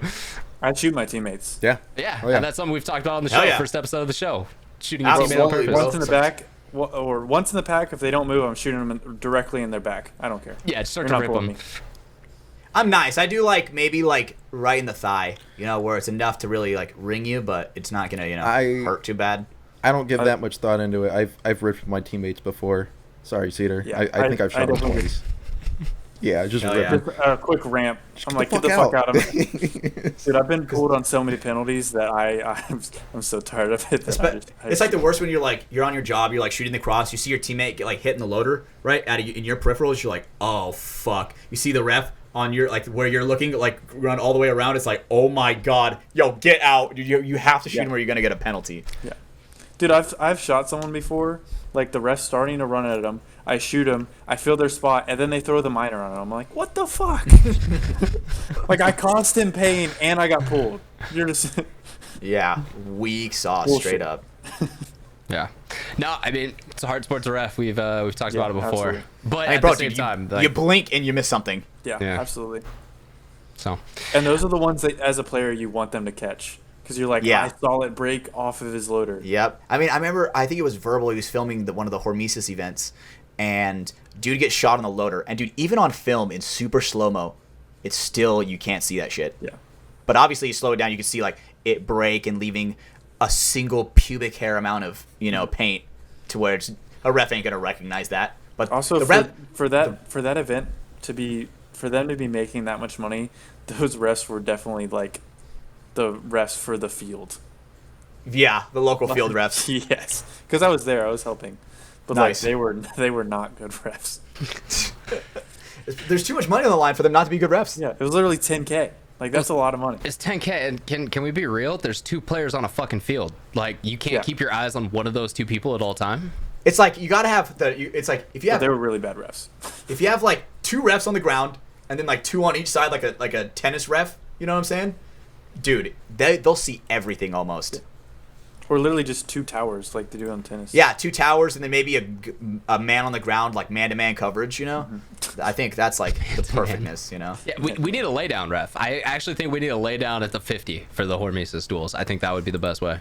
Dude, He'll can just you get imagine stepped getting on all day. Yes. That would be because the thing is when it's such a small field, you see like a cleat sticking out. You're like, whoop, you know, you're like peeking around there. You're peeking around. You see the ref's cleat. Dude, that Hormesis 1v1 thing's actually really fun though. That shit is so I badass. remember trying to get I was like playing Smitty while he was like getting ready for it, and we were just like constantly fucking going at each other. Nice. That's sick. Yeah, no, that is, I think the thing Oliver did the most correct with that, kind of format is like, all right, it's got to be super tight quarters. You got to be able to off the break put a ball pretty easily at your opponent, because that then creates that tension instantly where it's like, all right, you got to fight for that first bunker and you're fighting the rest of the way forward. I feel like that distance from the first bunker to the start box is like perfect, where it's like you can if you're quick enough, you can get your gun up to still hit him off the break and get the ace. Yeah. But if you're not fast enough, plus they're quick, they're gonna get it. Now you're wide open. Yeah, That's exactly. why, like when I was playing Smitty, like he set up super weird. Like he's already like a kind of like a weird / like creative player anyways. But he would like put the gun in between his legs instead of like the normal running stance. Like if you were gonna run a gun somewhere, so that like he could pull his gun up faster. But I would just like do the normal running gun, and he would like every once in a while would catch me, but my running gun was good enough that we would just trade. But he would he would catch anyone if they were like just like half a step slow. It was crazy. But he could only do it with his right hand. Gotcha. Okay. Most of us have He's a an old dominant school side. baller. Yeah. Okay, that's sick. All right. Well, I think that does bring us to the end of our show. I think Brandon has been getting chastised off camera for going so long tonight. I've seen that happen a couple times. So let's get him out of here so his beautiful Latina wife doesn't kill him. Whoa. Once I turn the camera off, I'm getting hit. Okay, here's the thing. We'll end the show. Just leave the camera on. Just say you're on show. we got you. But before we end the show, we have 2 things we do every single week on the show. Hatch, we'll start with the code word of the week first this time. I'll give Brando some time to, do his job. But this one was obviously in our pre-recorded show, so obviously only we will get it. But code word of the week, Pinhead Larry. Pinhead Larry. So if you know, you know. If you don't, you won't know. I don't know about that Only one one of audience, us- so I'm confused Only as one well. of us wears a cowboy hat. Dude, that shit is so funny. But yeah, Pinhead Larry, boys. If you guys hear that, you guys made it to this point of the show, send us a message, put it in the comments, let us know you heard it. Yeah. Hey, look at Hatch actually getting better at his job. And like the that? cool guy of the week, Brando Baird. Dude, cool guy of the week. Saw this shit. Let's see this. As soon as I saw this, I was like, fuck yeah, dude, this is badass. This is baseball player, the pitcher. I think it's is this high school? I don't know. Don't know if it's high school or college, but a pitcher in mid pitch starts throwing up and continues to pitch the ball. That's Dude, all you had to say. I know exactly what we're talking about now. Dude, such bad. Yeah. And it reminded me of is it Graham Arnold on Uprising, that like back in the day he would be playing in you'd be a low body situation, You last threw one his alive, mask. and just midpoint, and then continue and then Dude. win that 1-on-2. Definitely did that more than once. Yeah. Dude, that's happened to me before, bro. Yes. Yeah. Dude, bro, that shit is brutal. I do respect, because I think that, I saw something about it where that kid responded, and his only comment was, yes, I did strike him out.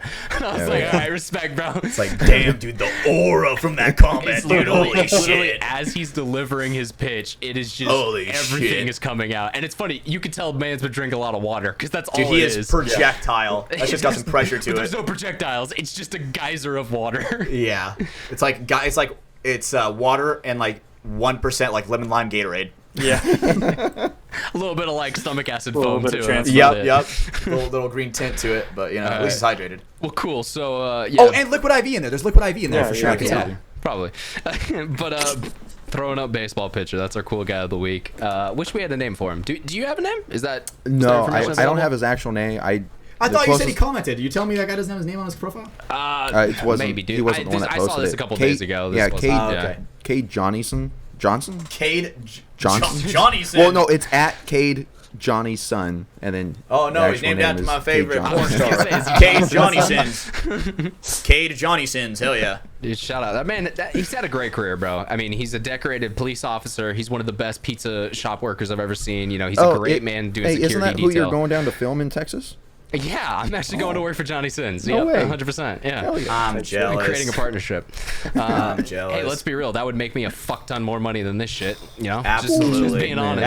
Hey, sprinkle some of it this way, Look, brother. Let me know. OnlyFans models don't cry in Lamborghinis for no reason. All right. No, they do not. No, they just take advantage of depressed, lonely, single males who don't have sex at the highest rate, but in recent history. But it's cool. We don't have to talk about that on this show. There's a lot of fucked up things with OnlyFans. So yeah, the cool guy of the week, baseball guy, code word of the week, Pinhead Larry. Make sure if you guys are listening to the show, I got to remind you guys to rate and subscribe to the show. So if you're listening to it on either Apple Podcasts or Spotify, drop a 5-star. If you're on YouTube, hit the like button. We also have, like I said, you can subscribe or follow on either of those things as well. It's just going to give you a notification when the next show is live and ready to go. We also have the Patreon, patreon.com/Mafia_Productions. It's where you get access to the show early as well as bonus content that comes out. There definitely is plans to get more stuff on there when this move and everything is finished. This year's definitely just been kind of a weird holding period as I've been, spending a lot of time working and just gathering money to try to make this thing happen. But yeah, so hopefully more stuff coming on the way soon. Our merchandise website, XXV the label. Love the guys over there. Michael Diaz runs a great crew. But yeah, the From the Sideline shirt, the Stabbers Don't Get Stabbed shirt, there's a lot of great options over there for us at xxvthelabel.com. And then lastly but not least, our 3 sponsors, Liquid IV. Seriously, go buy a tub of this shit right now. Rainbow sherbet, sugar free. It's taking lemon lime's place. It may be my new favorite flavor. It is damn good. The But firecracker they also one's have pretty good too. They also have like you said, the new firecracker flavor. I mean, all of their great flavors are Dude, available online. The grape flavor? Concord dude, grape, it's- that one's it's so fucking good. I like it. My It's the Costco got the blackest thing you've firecracker ever said, one. Brendan. But liquidiv.com, use code Mafia_Mafia, get 20% off at checkout and free shipping as well. NECTR Energy is our next sponsor, NECTR.energy. If you want to get more information about the awesome little energy pouch, head over to NECTR.energy, NECTR Nectar.energy. He's got all the flavors. I got it all. Codename or promo code over there, Mafia Productions, just all one word, Mafia Productions. You're gonna get a buy 2 get 1 free. So throw 3 items in your cart, you're gonna get 1 for free. And then last but not least, Welt's Clothing. Welt's Win Day happening tomorrow. Check out their awesome stuff over there. One of Cyrus's teammates is one of the guys behind it, Scott Stewart. We love him. He's a friend of the show. Does some great things. So yeah, go support Welt's, support some local awesome guys in the paintball community who are making some cool apparel. Code FTS over there if you want to save yourself a little bit on checkout. All right, boys. Well, that's going to be it. Episode 106 of From the Sidelines. We do need to thank our guest, Cyrus, for coming on tonight. Kind of happy about that, man. I've only seen you around in like Fit Lives and stuff like that, so happy to kind of let you talk for yourself without the whole rest of the guys behind you. And yeah, definitely learned some interesting things about you today. Still a little disgusted in the console Valorant habit, but that's okay. We can move by that. You're still a pretty cool dude. Appreciate it. Well, hell yeah, man. Thank you for coming on tonight. As always, guys, episode 106 of From the Sidelines. For our guest, Cyrus Garringer, for my 2 co-hosts, Brando, Baird, and Stephen Hatch. My name has been Ryan Mafia Moffat. And yeah, it's been another episode of the show. Hatch, do the thing to get us out of here. Bye. We'll see you guys on the next one.